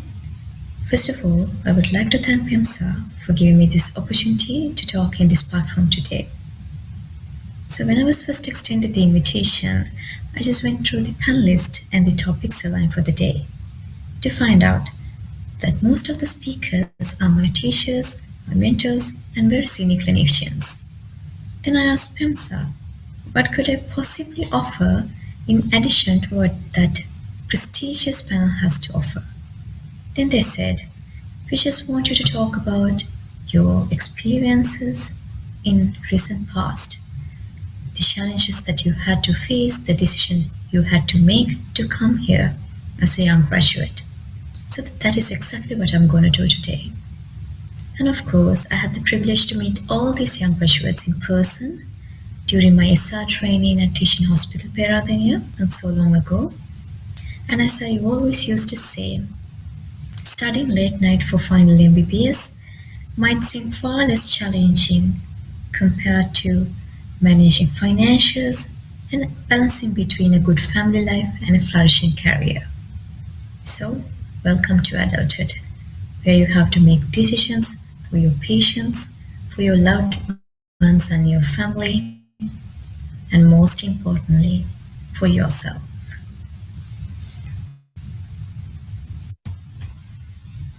So unlike most of the other undergraduate courses, after final MBBS, you have a guaranteed job waiting for you. In addition to that, it opens up numerous pathways and options. So more options that you have, more complex your decisions will be. When it comes to decision making, there are several factors affecting the process. In a broad context, we can divide them into situational factors, internal factors, and external factors. Internal factors are the ones which define you as a person. Your cognitive abilities to make an informed decision. Your emotions. Are you an emotionally driven person, or are you a person who's analytical and emotionally detached when it comes to decisions? Your personality traits. Are you a person who seeks comfort in the known, or are you a person who's happy to take up a challenge and to see where it takes you? And your values and beliefs, religious or otherwise. And your degree of motivation. Are you happy to dedicate a couple of more years in the process of learning and exams? Or are you happy with what you have and want to see where it takes you? And these four concepts are known psychological concepts. These are the types of decision makers: directive, analytical, conceptual, and behavioral. So when you have time, please go through them and see what sort of a decision maker you are. It would definitely help in the long run to recognize yourself, and to make decisions. And there are several external factors that would affect your decision making. Even though they are not under our control, they would definitely affect us. Social influences, cultural background, and of course, as for the recent past, economical and political environment and conflicts, and technological advances. Situational factors are situation unique, as in it's unique to each and every decisions that you're going to take. For an example, if you're planning to migrate, you have to take medical registration of that particular country. So there are several exams depending on the country. So if you're planning to take up PLAB or AMC, you have to see whether you have enough time to study for it, whether you have enough resources to sit for the exam, and availability of information and the complexity of decision, and consequences and risk. If you do not make it the first time, are you happy to do it again? Do you have enough resources to do it again? If you do not succeed the first time, would you be happy to come back and settle in Sri Lanka? And would you still have your internship? Would you still have your job waiting for you? Those are the factors that would govern your decision making when it comes to each and every situation. Knowing which factors affect decision making, it's time to see what pathways are open to Sri Lankan medical graduates. In a broad sense, you have postgraduate training and specialization, clinical practice, academia and research, public health and administration, and non-clinical roles. If you're happy to embark a postgraduate career in Sri Lanka, you have MD or MS programs which run for about 4 to 5 years or maybe more, or you have diploma programs for 1 to 2 years. If you're planning to migrate, move to another country and pursue a career in postgraduate, first you have to sit for the registration and the licensing exam for medical graduates in that particular country. For an example, UK it would be PLAB, USA it would be USMLE, and Australia it would be AMC. And after getting the general medical registration of that country only, you can pursue a career in postgraduate training. And if you are not very keen on a PG, you can always practice as a medical officer. In Sri Lanka, after you finish 1 year of internship, all of you would be reverted back to the Ministry of Health, from where you will be stationed as medical officers in different government hospitals. This positioning is according to a merit order and a seniority order. So if you are not quite happy with government hospitals, you can always choose to go to a private hospital and clinics where you can work as a medical officer or a specialist as well. Of course, in abroad also you have opportunities to work as medical officers. However, as I told you before, as in the first case, you have to sit for an exam for licensing and registration in that particular country before you work as a medical officer there. If clinical practice is not your forte, you can always go ahead with academia and research. In Sri Lanka, you can join a medical faculty as a lecturer or a tutor after gaining some clinical experience, and then you can go ahead with other advanced qualifications like a master's or a PhD to enhance your prospectus in academia. If you are keen on research, you can get involved in medical research either via a university or through a research institute, or you can even collaborate with international bodies as well. Even if you migrate, there are opportunities for academia and research. Graduates can pursue research positions and academic roles in other universities and research institutes. But, mind you, this is after completing their registration exam for the particular country. And then you can go ahead with higher degrees such as PhDs. Public health and administration is another option that I would like you to consider. In Sri Lanka, public health sector is very well developed and a lot of opportunities exist in public health administration, policymaking, and community health. However, further qualifications such as a Master of Public Health could be an added advantage. So you can embark a career in health administration, either in hospitals, roles in hospital administration like MSO director, or you can embark a career in health service management in either line ministry or provincial ministries. If you choose to go abroad and embark a career in public health and administration, you would definitely need relevant qualifications like Masters of Public Health or MBA in Healthcare Management. In addition to what we've discussed, there are other non-clinical roles pertaining to your career.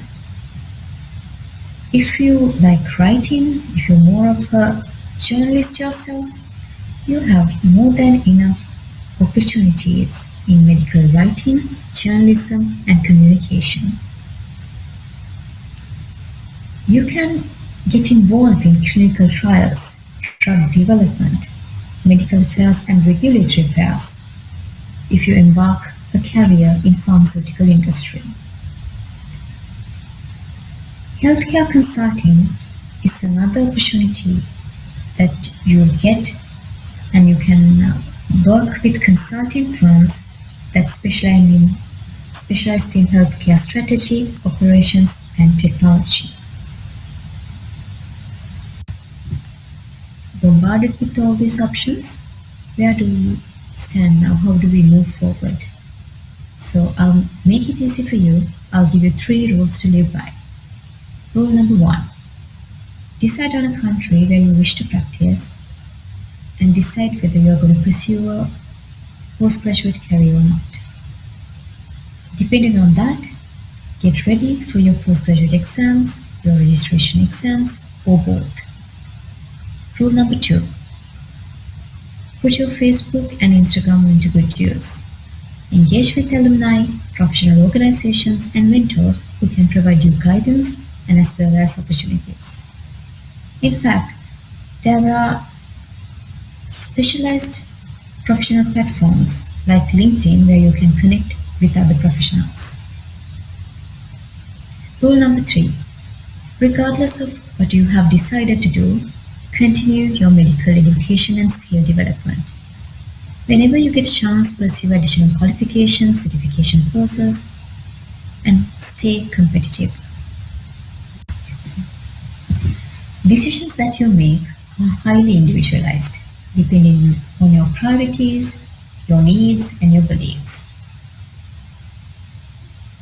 What it seems like the perfect option for someone would not be a good option for another. Therefore, don't just go with the flow. And remember, life keeps happening, there's constant change, so priorities change. Always be ready to accept the change, compromise, and adapt to it. What is more important is, at the end of the day, that you are proud and content of what you are doing. Thank you very much for your time, and I really hope that you find yourself and your priorities, and most importantly, enjoy your journey to your destination. Thank you very much.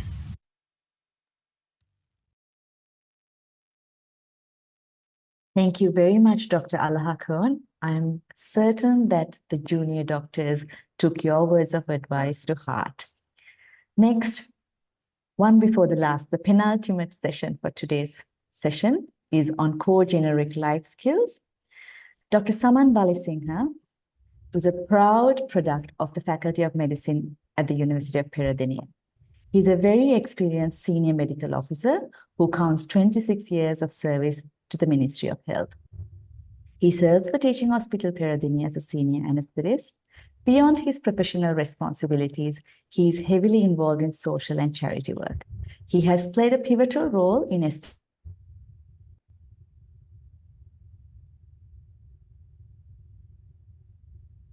establishing the Dallas Doctors Welfare Association, which is one of the largest welfare groups for doctors in Sri Lanka.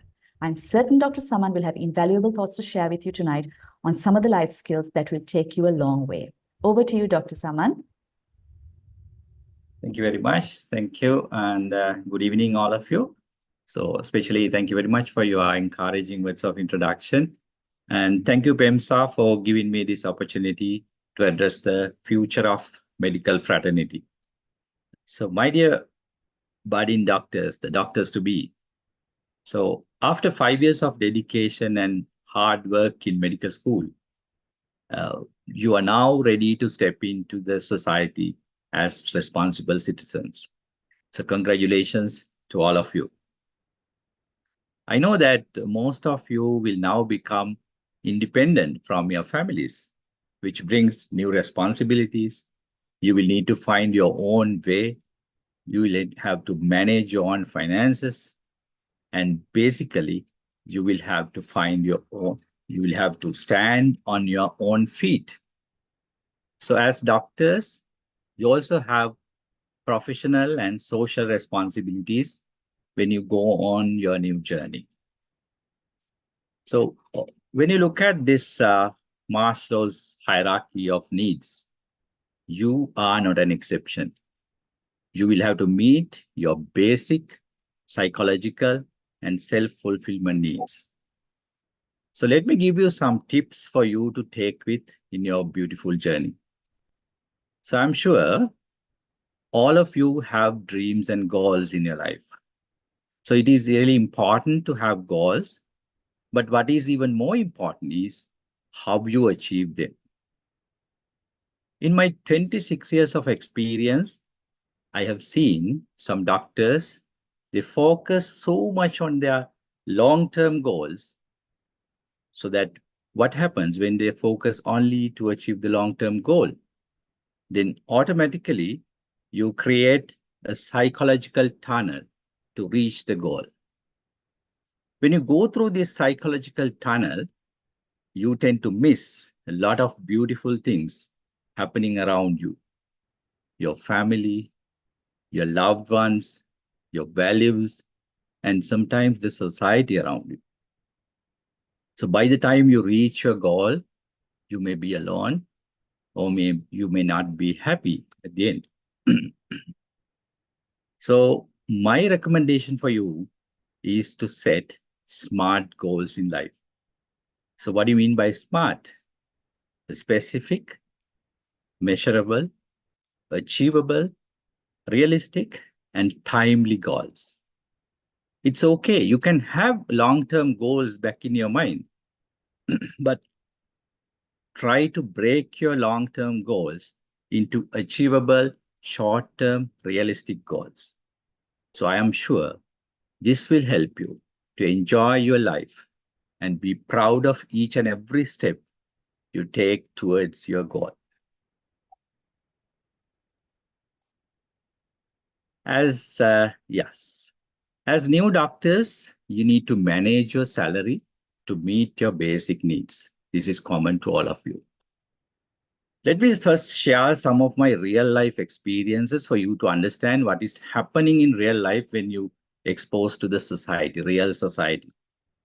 So when I started my internship in 1998, long ago, I didn't have a clue about financial handling. So as a result, I faced many hardships early in my career. So just after my internship, I wanted to buy a car. So mind you, my intern salary was just 7,500 rupees. So I had to go for a bank loan, no other option. So after a few years later, I got married, and me and my wife took a bigger loan to build our dream house. It made us in real trouble. No savings. By the end of the month, it was hard to meet our expenses. So I think this is the bitter truth of many young doctors in their early life in the career. So I think it's crucial to plan your finances from your first salary itself. This is very important. So always try to spend within your means and make sure you save. And if you can invest before spending. This is very, very important. So if you wait to save after spending, this is what I did. So I can guarantee you it will never happen. So always save before spending. Remember that. It's very, very important in life. Another smart option, smart move is to get an insurance policy early as possible.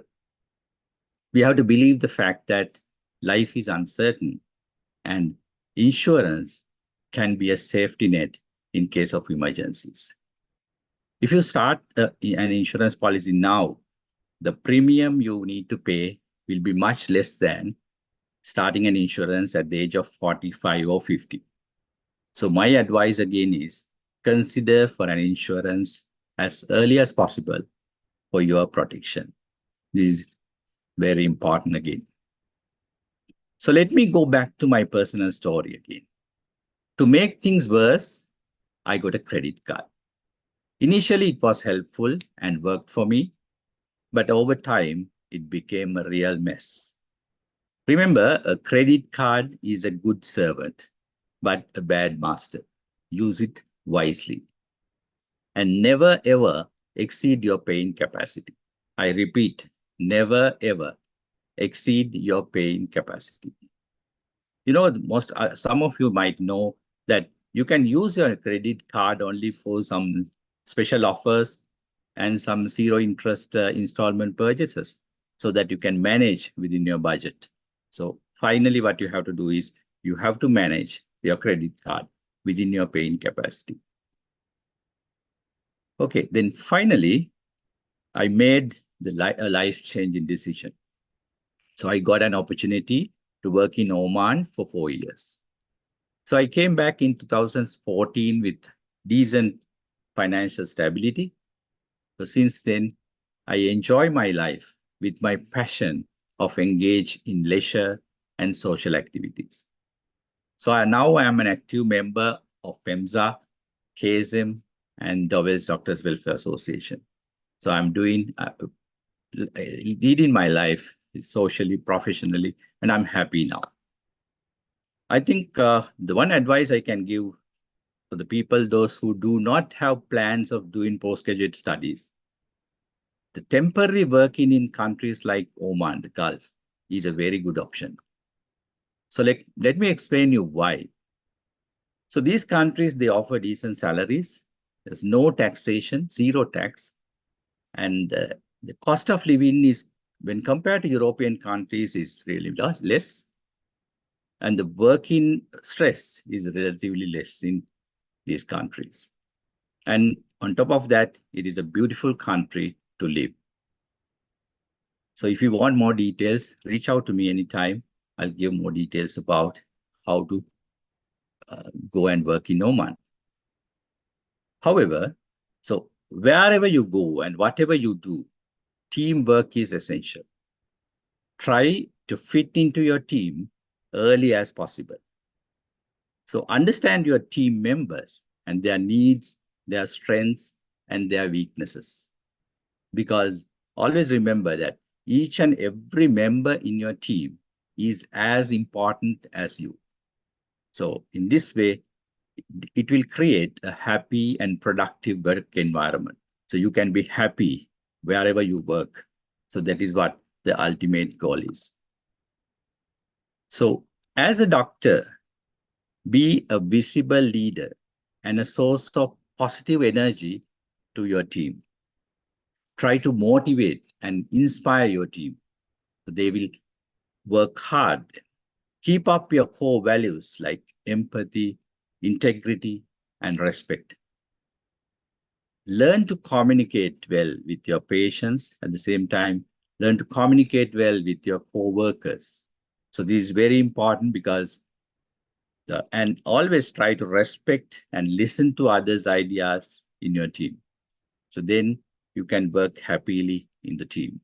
So this is extremely important. Wherever you go, try to fit into your team and try to be happy. Then the outcome will go to the patients. That's what we want. If you are happy, you can do much better to the patients. A good doctor is an expression of all these qualities. This will make you visible and you will get the due respect. You do all these things. So try your best to be a role model to your team. Right? That's my message to you. In summary, true success is achieving your goals and financial stability together with right attitudes, discipline, and core values. So finally, this is my take-home message to all my dear sons and daughters. Be the change in someone's life and be the smile in someone's face. I'm sure you all can do this change.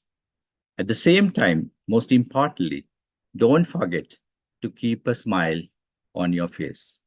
So good luck and thank you.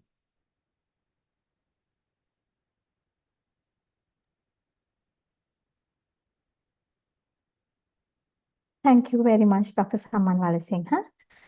I would like to express our sincere thanks to you for sharing your experience and for your valuable advices for our young doctors, and much appreciate you patiently waiting to join online despite we are running behind our schedule. Now, we are moving to the latter part of our webinar. It's my great pleasure to introduce my lovely co-moderator in this webinar today, Dr. Anjali Vimalasiri, to give you an insight on how to build your confidence and social ethics. Dr. Vimalasiri is a dedicated lecturer in pediatrics and consultant pediatrician at the Department of Pediatrics in Teaching Hospital, Peradeniya, with a special interest in gastroenterology and hepatobiliary diseases. Her passion for medical education and communication in medicine is evident through her contributions to various training programs and publications in this field. We are honored to have her by our side, and over to Dr. Anjali.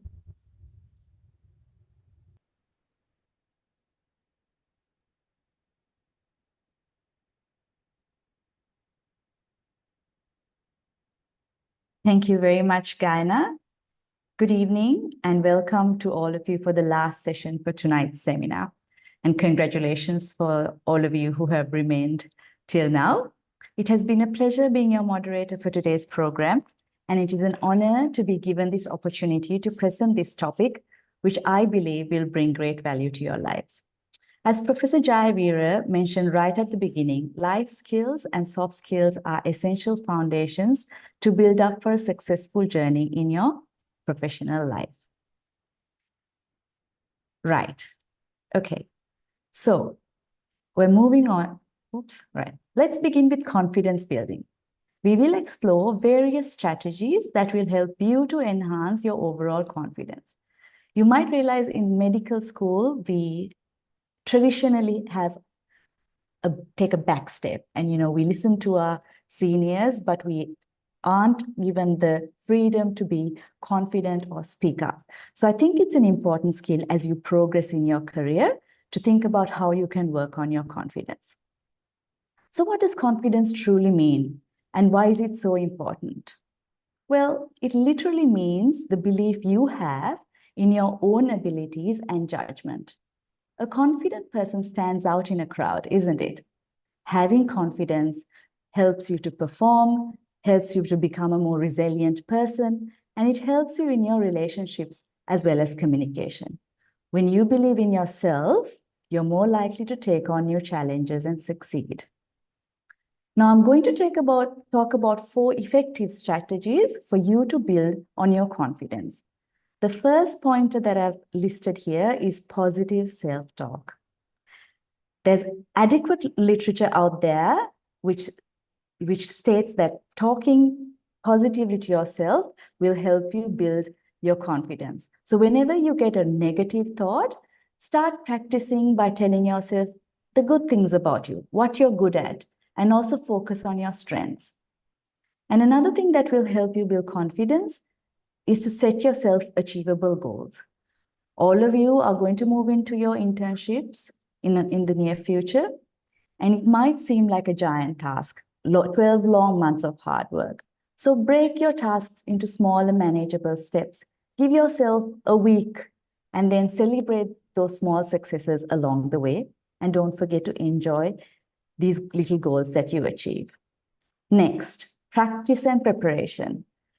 I mean, I'm giving you this presentation right now, but I have definitely prepared for it and I've practiced for it. And I do feel confident presenting to you.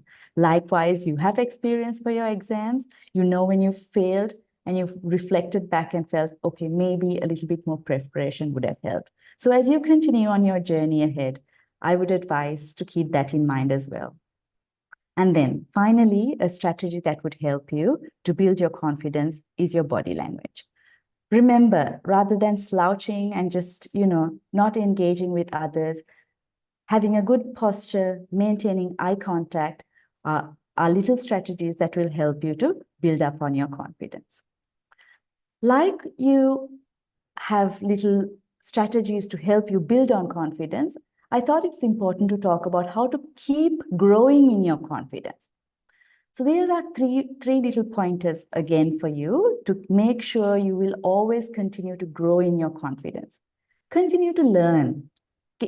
Get engaged in little skill programs that will help you develop your confidence. Stay curious, ask questions, challenge yourself.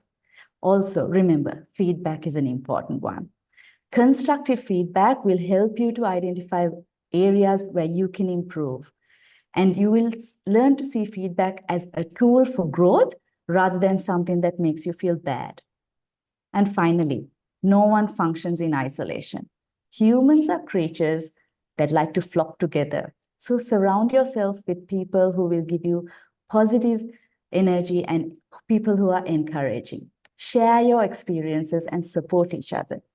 And while you're growing in confidence, don't ever forget to help another person build on their confidence as well. Compliment another person. That will make them feel confident and it will also make you feel better. So, in conclusion of my very short presentation on confidence, it's a skill that can be developed. So if you feel like today I don't feel confident, remember it is a skill that can be developed with practice and positive habits. Set yourself achievable goals. Practice positive self-talk, prepare thoroughly, and maintain your good body language. And don't forget to continue learning, look for feedback, and build your supportive network. All right, I have 2 topics for today. So I'm going to move on to the next one. While confidence is a reflection of your internal growth, how you deal with your environment is a reflection of your external growth. Let's discuss the essential aspects of professional conduct and courtesy in healthcare, and that's why this topic is called Social Etiquette for Doctors. Understanding and practicing good social etiquette is very important for building trust, good communication, and maintaining professionalism in your work environment, which you are going to embark in the near future. I'm going to leave this little quote here. Emily Post is a renowned American novelist who has pioneered and published books on etiquette and manners. And she says, manners are a sensitive awareness of the feeling of others. So if you have that awareness, you've achieved good manners, no matter what fork you use. I thought that was cute. All right, so where do you use your etiquette? Basically anywhere outside, right? In the office, restaurants, outside with people, in your professional environment. And why is it important for us? Because we are constantly dealing with humans, isn't it? So as I mentioned before, social etiquette refers to a bunch of rules and customs that will help you guide and behave in a social environment. And it's important for us because it will help you build good relationships and trust, not only with your patients, but also with your colleagues.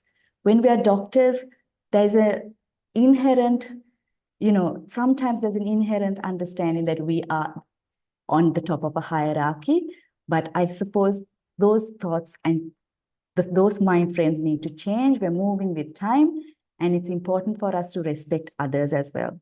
And having good social etiquette will promote you to have good and effective communication, and it will help you reflect your good professionalism and gain respect.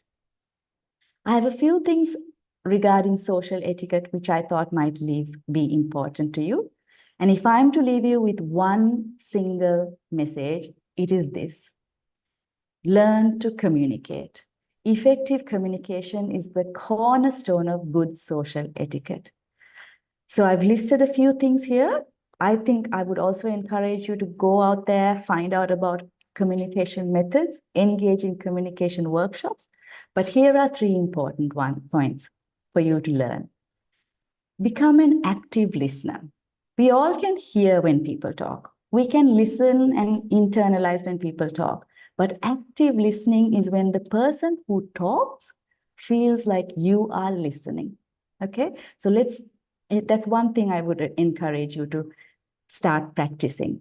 And another effective form of communication is your presentation. When you're talking to your colleagues or patients, try to be clear and show them that you're compassionate. That alone will make another person feel respected and valued. And finally, nonverbal communication. That's basically how you speak with your body language, and that can take a long way. If you look at a patient right in the eye and just extend your arm, if they are in discomfort, that would make them feel like they are being listened to. So like I mentioned about effective communication, in the work setup that you're going to move into, it's important that we maintain professional boundaries as well. I think this is a bit an aspect that we tend to have an oversight, and in our culture, because we are a warm culture, we lack maintaining professional boundaries. But as we move forward, I think it's important to know about these things, because most of us will move around. We need to change our culture, and we will be working in different environments as you go on. So respect each other's personal space. Don't get too familiar, even with patients or your colleagues, unless, of course, they've been friends all along. And remember, confidentiality is something that should be valued in each person. When it comes to patient privacy, that can bear legal consequences if you breach confidentiality, but also in your professional life with your colleagues, it is something that should be maintained. And my final thoughts for you are, as you work in a professional environment, think about how you look. I personally have a lot of thoughts on this. I think it takes a lot of energy to look good, but once you do practice it, it does make you feel a lot better, and also it will give you a place in your social standing. So think about your dress code, think about looking professional, and then also maintain your hygiene. You're going to be working in healthcare, yes? So that's an important aspect. And maybe a little thing is to consider wearing a name badge, or, on your scrubs to have your name, at least in the beginning of your career. But overall, more importantly, to be neat and tidy. It goes a long way. And my last slide is for you to think about who you are dealing with. We live in a multicultural country. If you decide to go overseas, there's no country that's just full of one race or one culture. And people come from different backgrounds, people come from different cultures. So it's important for us to be sensitive about that. People are raised differently. So if you respect that, that is another form of you showing your growth as a person. Respect other people's beliefs. There are people who might come to see medical advice from you, but they might not want to take blood tests, or they might go and seek alternative medicine. And that might trigger you a little bit because you're a strong believer in scientific medicine. But again, respect others and their beliefs. And I think this is another important thing I'd like to highlight, is to use inclusive language. We live in a country where we speak 3 main languages. And if you haven't learned your second language, I encourage you to do that. That goes a long way again, and that makes people who don't speak your mother tongue feel welcome and respected. So in conclusion of my very short, succinct presentation of what I think is a very important topic, build trust, communicate effectively, and maintain professionalism. I wish you all good luck, and thank you very much for your kind attention. I will leave this little slide with you to take home, and I wish you all a bright future. Thank you.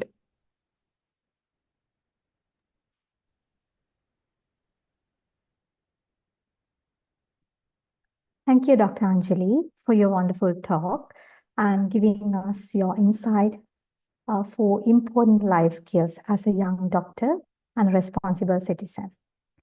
So I would like to thank the audience who have joined online today with us with this webinar.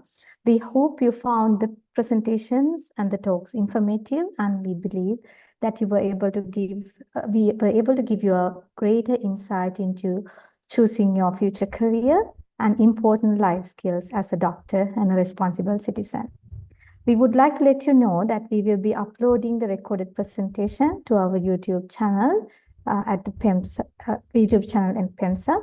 The recordings will be available on the following subspecialties, including medical administration, community medicine, health informatics, pathology, radiology, forensic medicine, clinical nutrition, microbiology, clinical oncology, sports medicine, and clinical pharmacology and therapeutics. Additionally, we will be uploading the recording of this webinar to our channel. We encourage you to share it with your colleagues and networks.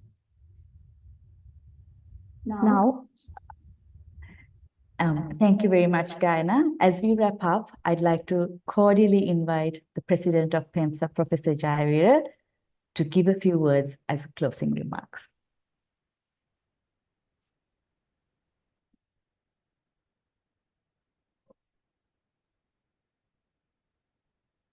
Thank you, Anjali.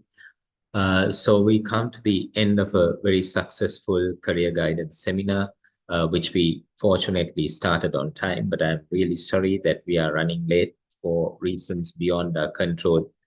We actually planned to finish it by 9 o'clock, but unfortunately it's almost 10 minutes past 10 o'clock.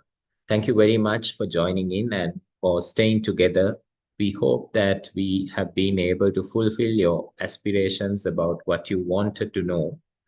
I would like to take this opportunity to thank all our speakers who came from diverse backgrounds, majority of our alumni, who chipped in voluntarily to update you about their own specialties. And this the seminar would not have been the reality or the dedication of some people who were behind the scenes. So I think I need to pay my tribute to Professor Champa Ratnatunga, who took all the trouble in organizing this in very difficult circumstances.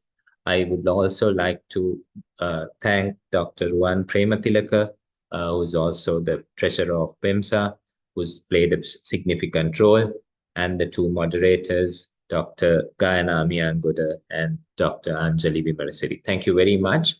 And we hope that PeMSAA will continue to grow, and we will reach out to you in different other ways. I would like to call upon you, especially the PERA graduates, to think about joining PeMSAA so that you will be able to support those who have supported you in the past, and then also support the young budding undergraduates who are within the faculty. Together, we can take PeMSAA to higher levels, and we can all contribute to make the para faculty a better place for all of us who have been here and for those who are yet to come here. Thank you very much once again. Have a pleasant night. Thank you.